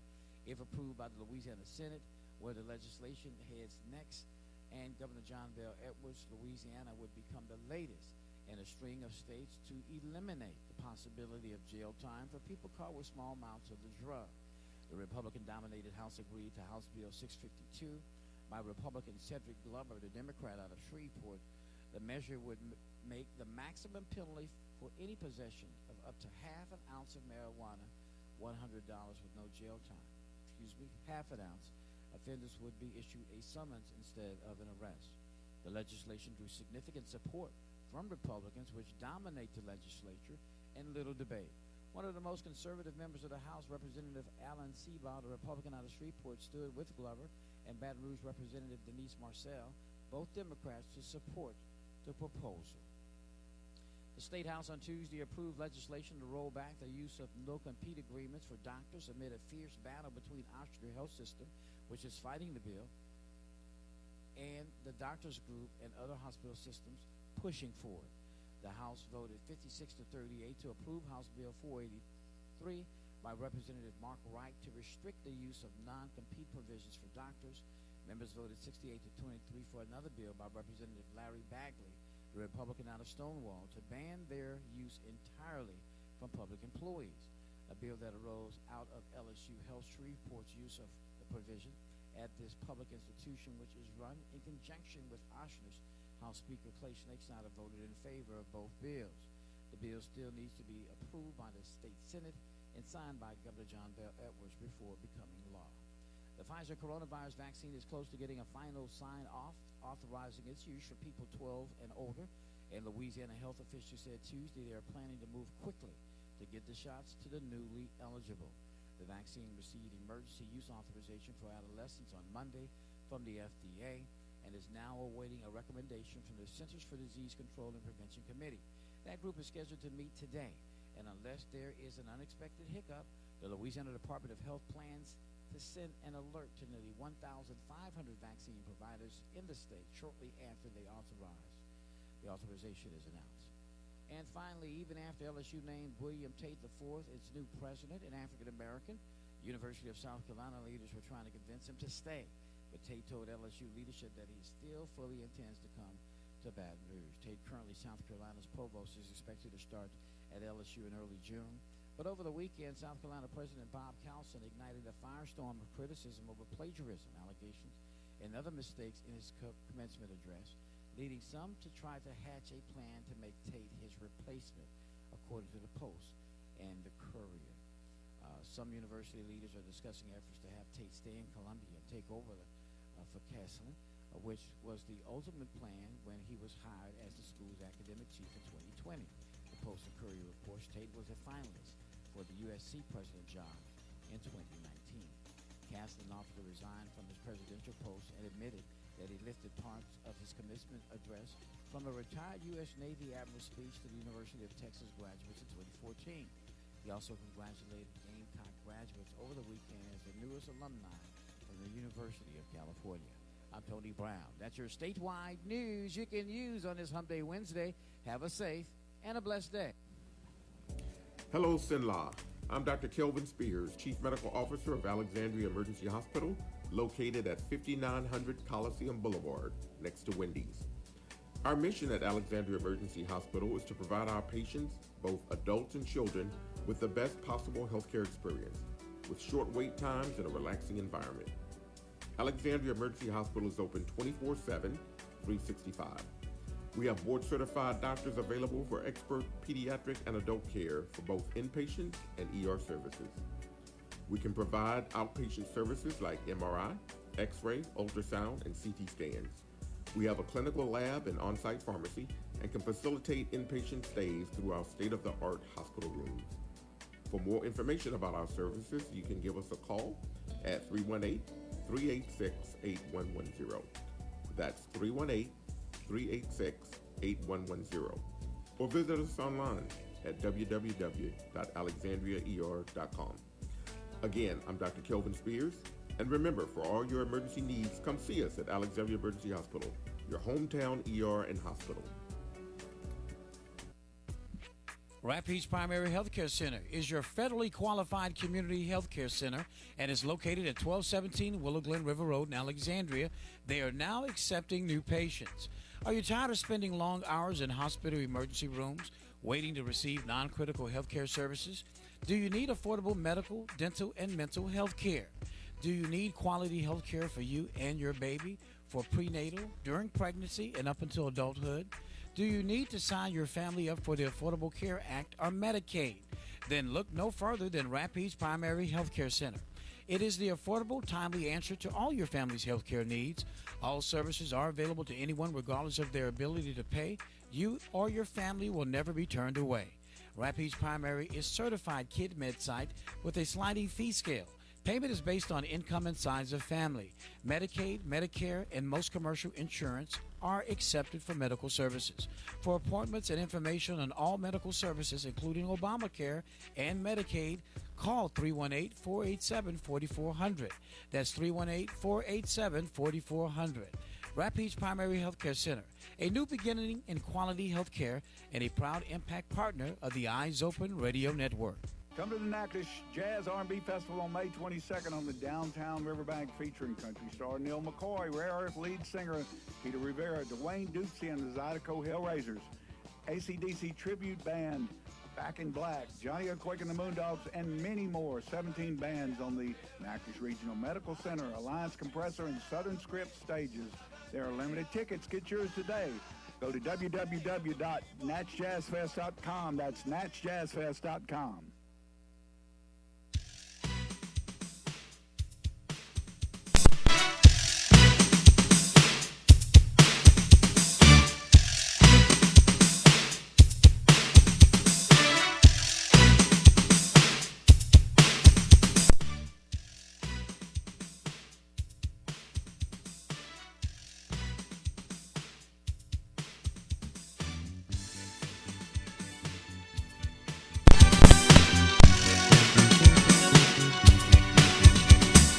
All right, we're back right here in your premier morning news magazine. A key piece of complicated tax swap passed another legislative hurdle yesterday, but the entire effort is stalled for now because of a racially charged dispute between black and white lawmakers over an unrelated matter. Now, the swap is part of the ambitious effort by the Republican leadership to eliminate a popular tax break that allows individuals and corporations to deduct their federal income tax payments on their state tax returns.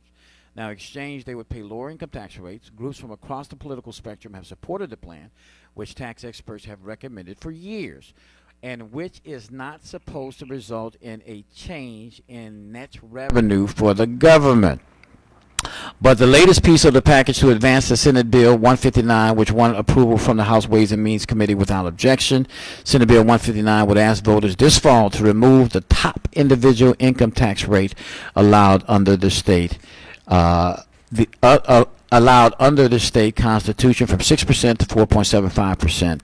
And, of course, the sponsor of the bill, Senator Brett Allen, a Republican out of Franklin, the prime mover behind the tax swap. State Representative Stuart Bishop, a Republican of Lafayette, is sponsoring the individual income tax, while State Representative Neil Reiser, a Republican out of Columbia, is sponsoring the corporate tax. But for 2 weeks now, black lawmakers have been pressing for the removal of State Representative Ray Garofalo, the Republican from Chalmette, as chairman of the House Education Committee after he pushed forward with House Bill 564 2 weeks after being warned privately not to do so. He did it anyway. So it's been racially divisive, and the Legislative Black Caucus, under the leadership of my frat brother, whom we're going to talk to in just a minute here, Representative Ted James, they're using their true black power. They're using their vote to halt this legislation, which really is going to be a good thing for most people. Most people would agree. But they are using their political prowess for good in an effort to get rid of this guy who's over the House Education Committee. Let's bring Ted back in from the state's capital in Baton Rouge. Fred, let me first of all tell you that, hats off to you and the Legislative Black Caucus for having the chutzpah, if I can say that, of using y'all, for lack of a better word, or the best word for it, black power. This is truly black power, how it is really written, because the vote is the power. We gave you guys our voice. Y'all have our vote, and you guys are certainly using it to remove this guy. So it's really not about the tax issue. It's about the legislature, under the white Republican leadership, doing the right thing. Yeah, I mean, it's about that. It's about the fact that we have tax measures of our own that we know will benefit the working class. We know that will benefit, single parents with increasing the earned income tax credit and the child tax credit. And, one of the things in these votes that require 70 members, we know that they can't ignore the Black Caucus and the Democratic Caucus. So we are going to, make sure that our people are taken care of, even in the midst of the continued discussions around Chairman Garofalo. Now, I heard you mention yesterday, and I think you quoted in the Advocate, that, I've had so many meetings this week, and all of them have been about this racially tinged issue with this guy. Why do you think you guys using your political power, not only to get, certainly the Legislative Black Caucus tax agenda within this legislation, but also to remove him? What's the hesitancy about removing this guy when you got all these lawmakers who look like you and me saying this guy has to go and we can't move forward with this other stuff until y'all get rid of this guy? I tell you that we have folks that don't look like you and I that want him removed. Okay. We also have other issues that have been racially charged, outside of him. We debated the Crown Act in House Labor last week, and, there were some insensitive remarks there. We've had conversations regarding one of Black Caucus members is trying to make African American studies a TOPS required course. And there are just too many conversations, too many comments, and it's sad that, Black folks, we always, have to be offended and then apologize for the offender and then have to teach the offender. And what I told them yesterday is, and we always say, oh, well, I know you didn't mean it because I know your heart. I ain't saying that anymore because I don't know their heart. And all I know is that they are continuing to say some disrespectful things, and we just tired of it. Yeah. So you guys are, you are a bunch of what I call honeybees in a hornet's nest. because we know that you can take a couple of hornets and they'll wipe out thousands of honeybees. You guys, because we're in a red state, because the Republicans, white majority, and we talk about mostly white men, control certainly both the House and the Senate.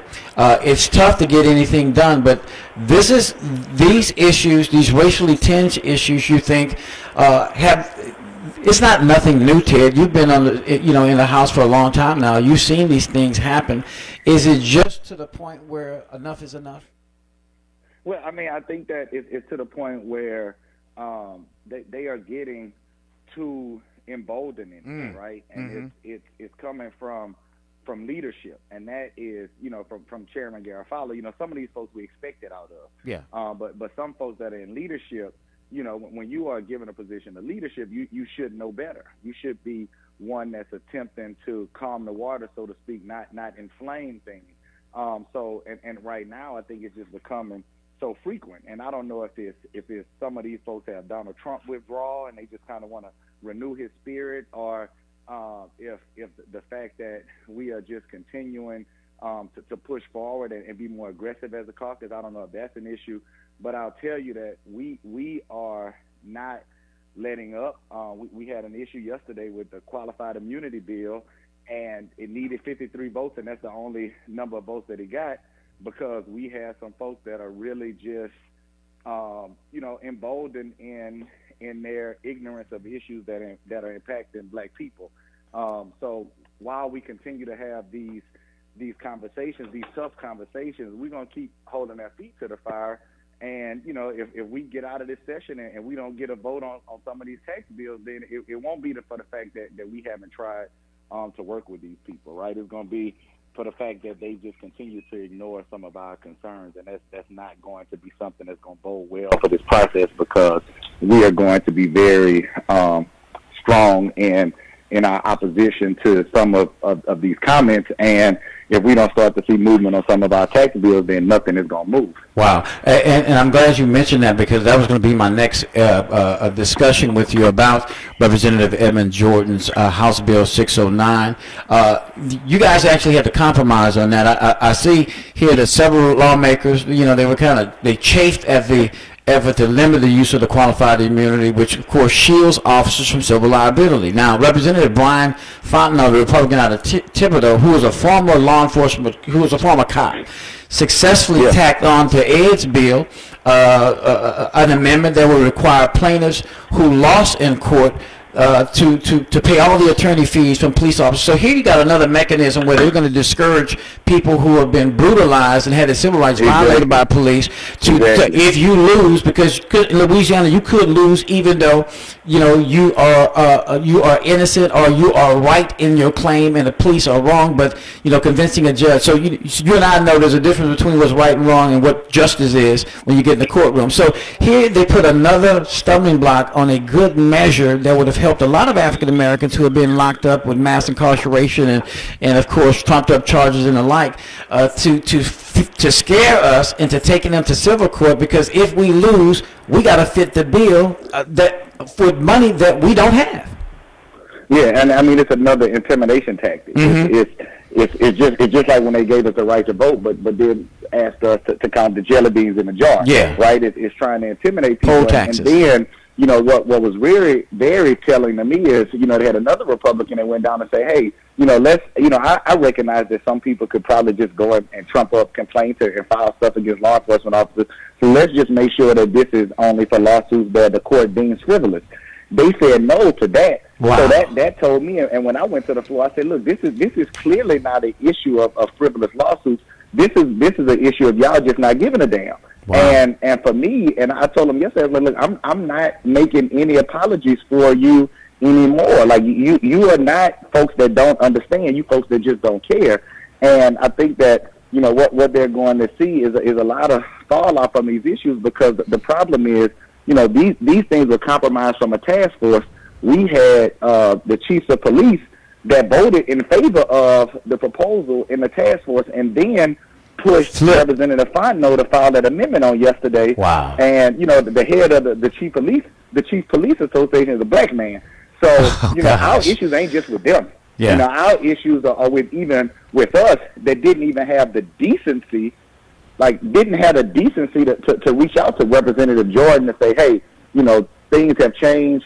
You know, my members are feeling differently. You know, that's part of the process. We know that things change very frequently. But when you don't even have the decency to reach out, and I asked his lobbyist, I said, hey, what happened? When did your position change? And his response was, you can call him if he have questions. I said, oh, no, sir. He's going to have to call me. And he didn't. But the next time I see him and the next time they see he's in my committee, he's going to have to answer for the lack of respect that he showed towards my colleague. And I don't care if you're white, black, purple. You're going to respect my colleagues and you're going to respect the process, or we're not going to work with you in good faith anymore. Absolutely, and you are exactly right. You know, Newt, a lot of times we put black men in office, and they end up, to our chagrin and shocking and bewilderment and amazement, holding the white folk water, doing the same thing that someone who don't look like us would do. That's the difference between what you called him a black man. I'm gonna call him a Negro. So, you know, that's a Negro that you're dealing with that's over the chief of police union. So you deal with a Negro the same way you deal with a racist, because that is the no Negro. That's the Negro that you put in charge, who's usually a token to tell the other black people no. I call him the no Negro. You can use that one, Newt. Now, anyway, let's get back to so what happens next? Negotiations, right? You know, we have the numbers on our tax bills. And let me say this, and I have to say this. The speaker, the article that was written mischaracterized some of the comments that I made to the report. And I know that's his job to get likes. I am pleased with the conversations that I've had with the speaker. And I recognize the position that he is in.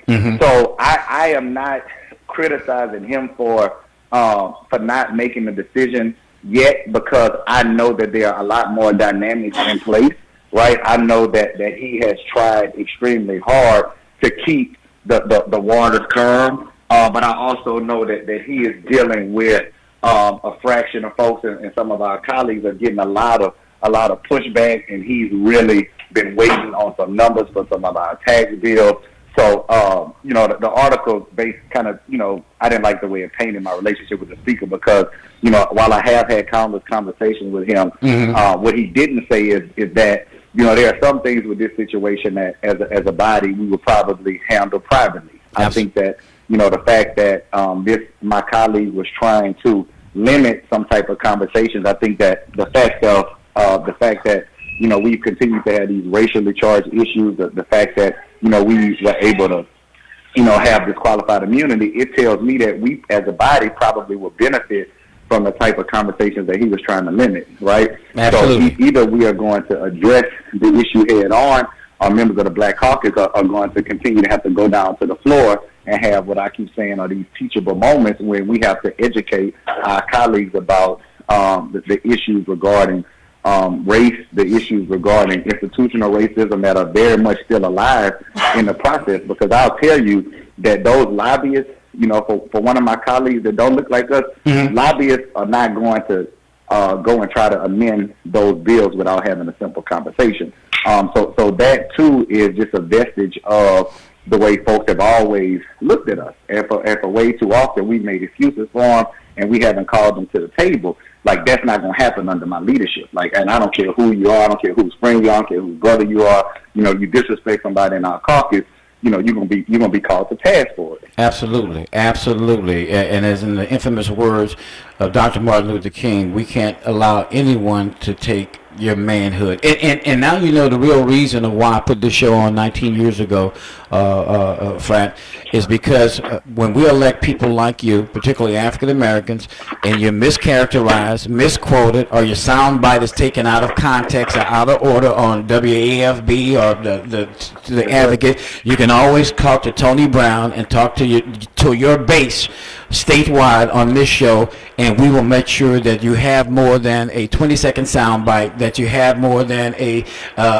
couple of lines in a newspaper where you're misquoted. We're going to talk to you and have a conversation and get to the meat of the matter and allow you to tell the truth to the people who put you in office. That's why one of the reasons why we put this show on the air, because when all the other mainstream media gets it wrong, we will have every effort to reach out to you and make sure at least our listeners have the truth and you can get it right. God bless you. Thank you for your courage. Thank all of y'all for standing up, man. And like I said, I told you off air, I know there's been a few times that the Black Caucus has stood in complete solidarity, using their black power, their vote, to stop legislation to get not only their point across, but of course to get their constituencies' needs, addressed as well. So y'all keep up the good work, Fred. Always a pleasure to talk to you.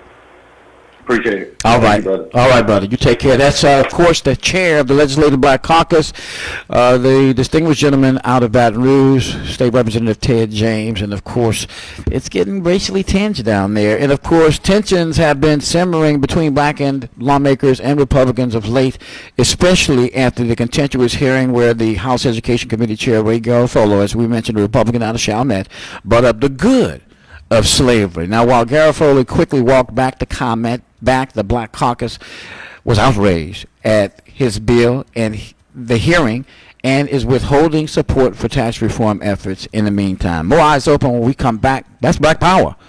Good morning.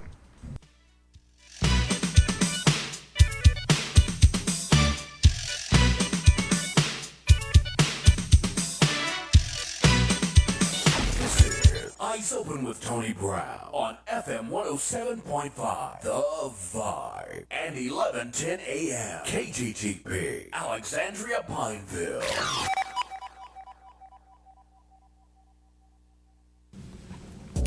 Hello, Sinla. I'm Dr. Kelvin Spears, Chief Medical Officer of Alexandria Emergency Hospital, located at 5900 Coliseum Boulevard, next to Wendy's. Our mission at Alexandria Emergency Hospital is to provide our patients, both adults and children, with the best possible healthcare experience, with short wait times and a relaxing environment. Alexandria Emergency Hospital is open 24/7, 365. We have board-certified doctors available for expert pediatric and adult care for both inpatient and ER services. We can provide outpatient services like MRI, X-ray, ultrasound, and CT scans. We have a clinical lab and on-site pharmacy and can facilitate inpatient stays through our state-of-the-art hospital rooms. For more information about our services, you can give us a call at 318-386-8110. That's 318-386-8110. Or visit us online at www.alexandriaer.com. Again, I'm Dr. Kelvin Spears. And remember, for all your emergency needs, come see us at Alexandria Emergency Hospital, your hometown ER and hospital. My name is Roy Brown. I'm the manager of the Bargain Box. We have new and used furniture, appliances, mattresses, dining room sets, and different other items throughout the store. We also have clothing on consignment. We're open from 10 to 5:30, Monday through Friday, and 10 to 3 on Saturday.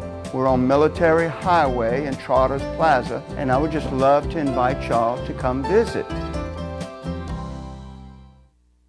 Hi, this is Bianca Brown, the Mobile Cincy Lady. Are you looking for a dream job? Well, you need to give me a call today. I'm looking for new recruits to join my team of Cincy consultants.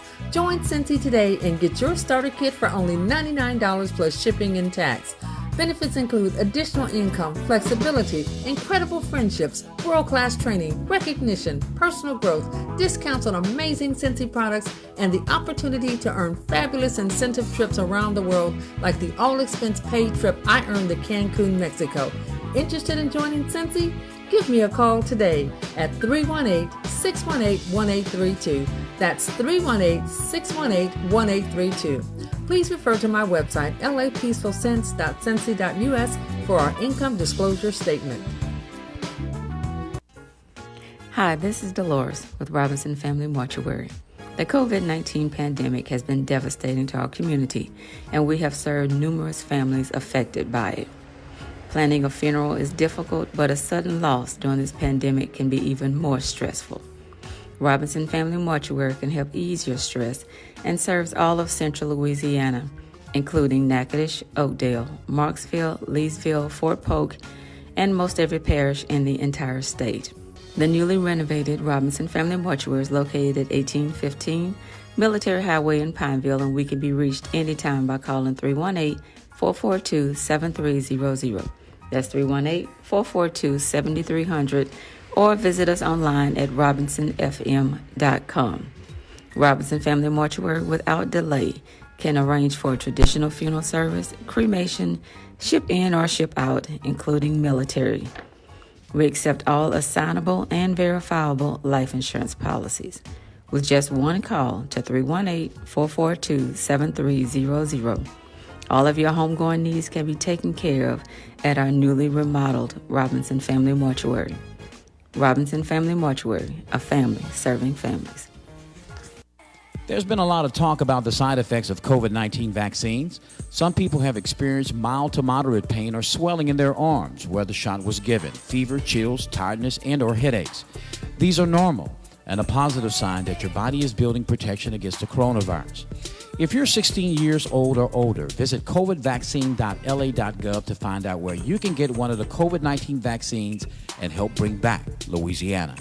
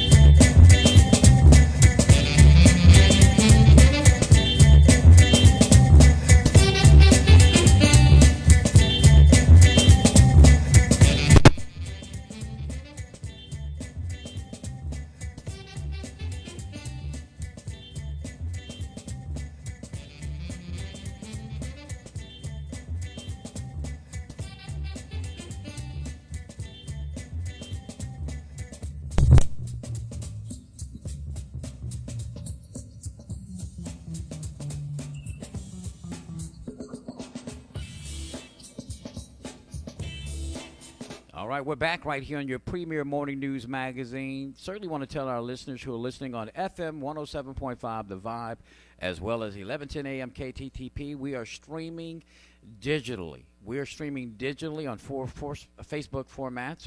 Go to Tony Brown Roman number 2. You can go to FM 107.5 and the KTTP 1110 AM Facebook pages. Please go to my personal pages and go ahead and friend us at Tony Brown Rummer number 2. You can go ahead and like our business pages at FM 107.5, The Vibe, and KTTP. And make sure you go to our YouTube channel. Go to Eyes Open with Tony Brown YouTube channel. You can hear and see this show digitally in that format right after we get off the air at 9 a.m. So go ahead and subscribe to the YouTube channel at Eyes Open with Tony Brown. And, of course, we're streaming at Eyes Open T Brown on Twitter and Periscope.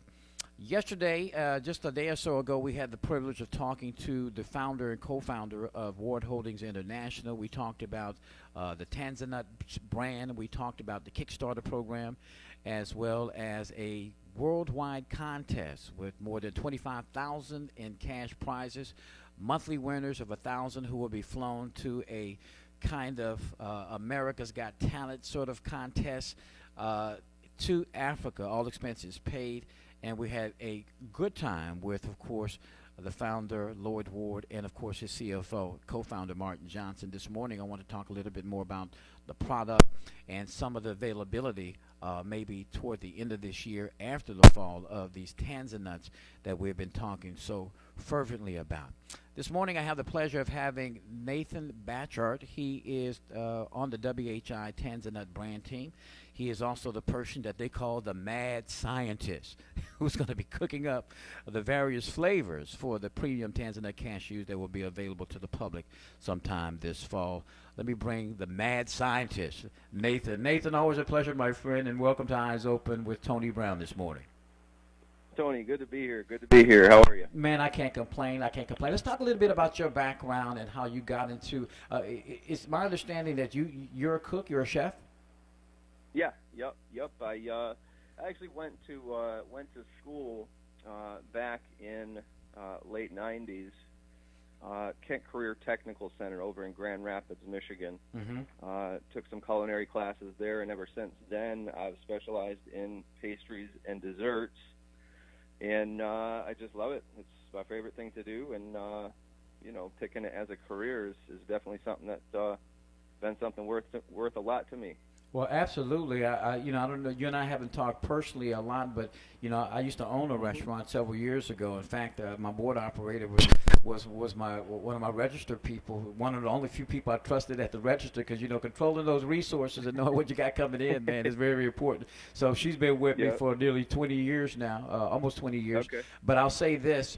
I love to cook because, in Louisiana, real men cook, and because we love to eat.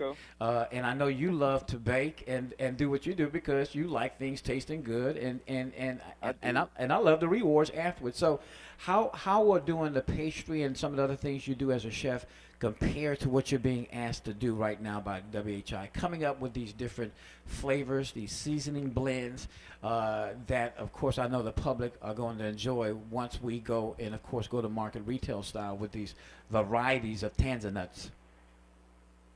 Well, I tell you what, Tony, working in the dessert and pastry field has been amazing job. I love the sweets. That's the biggest thing for me. But I met Lloyd not too long ago, and getting into the cashew business here with all the different mixes and everything that we're going to have.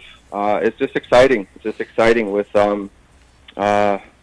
I don't know if you did you talk to Lloyd about the specific mixes and all that kind of stuff too? I've actually looked at some of the stuff that you've done and recommendations, and I'd like for you to kind of share, some of the flavors of the Tanzanites that you guys are looking at, and I like them. I mean, I put a little bug in your ear, make sure we got some sort of either Cajun or Creole blend, with a little Cajun or Creole spice on there, because that's really big, not only here in the country but also worldwide. So, how do you start? I mean, do you just kind of get in the kitchen with the various spices and and you try to just experiment, or are you not reinventing the wheel? Are you just kind of creating your own thing for the WHI Tanzanites brand? Yeah, that's a good question, Tony. So, with the cashews, it started with the cashew itself. When I first tried one of these cashews, it just hit me like a ton of bricks. I have never tasted a cashew before in my life, technically. Yeah. I've had all kinds of cashews before, but nothing like this. The raw cashew that I tasted was absolutely sweet, creamy, buttery, delicious. Mm-hmm. And when we started experimenting with this cashew, with the roasting, it was very surprising. There's quite a range of roast with this nut. The difference between the light and the dark roast, the flavor is just tremendous. So with the roasting, we kind of experimented with that for a little bit, to get that zeroed down, to get the best taste possible. And then I moved into a honey roast. I perfected our honey roast, which is absolutely fantastic. Perfect mix of honey and sweet and salt. It's going to be great. The spicy coated is going to be a Cajun blend. Yes. It's going to be and that's the one that I hear that you're looking forward to, and I can completely understand that, being we're down in Louisiana. That's right. I can't give you the exact recipe of the spices and everything, but it's going to be nice and hot for you guys. Very tasty. So. And then, of course, we've got our trail mix blend. We've got our protein blends, which is going to be some jerky and sesame sticks in there. We've got a Celebration brand with the cashews, and then some other little treats to go along with that. We've got our tropical blend, which includes some pineapple and mango, along with the cashews. And then for the chocolate lover, we do have the double chocolate, which includes chocolate-covered pretzels, chocolate-covered raisins, and we were thinking about including something else, chocolate in there too, maybe actually covering the cashew. But the other one that I'm super excited about is the antioxidant blend. Okay. We've got the raw cashews with the cranberries, blueberries, cherries, goji berries, everything that's great for on the antioxidant side. So as you can see, we've got a lot going on here. And it's very exciting. Hey, and you know, to say the least. And then when Lloyd mentioned, you know, on some of the premium packages, selling it at a wholesale price for $69 lifetime, one payment, to where, you know, vegans, certainly people who love this superfood, because cashews are superfood. Yes. They're the nut that any bodybuilder or any physical therapist or anybody who trains people will tell you could eat as many of them as you want. It's the good. It's what they call it. There's good fat and there's bad fat. It's the good stuff. It's a superfood. And of course it will make your body healthier. And of course, and you will be happier, because a healthy body is a happier body. Now let me ask you this. Now, when do we anticipate that we might have some of this product on the market, you think? On the market, well, the first harvest season starts in the fall. This coming fall, I do believe it's either September, October. Mm-hmm. The harvest starts, and then I do know we do hope to have product on the shelves starting in December, I do believe. Great. So yeah, that's going to be quite a launch. And that's going to be the perfect time to have it, as many people will be allowed to have some of these premium packages that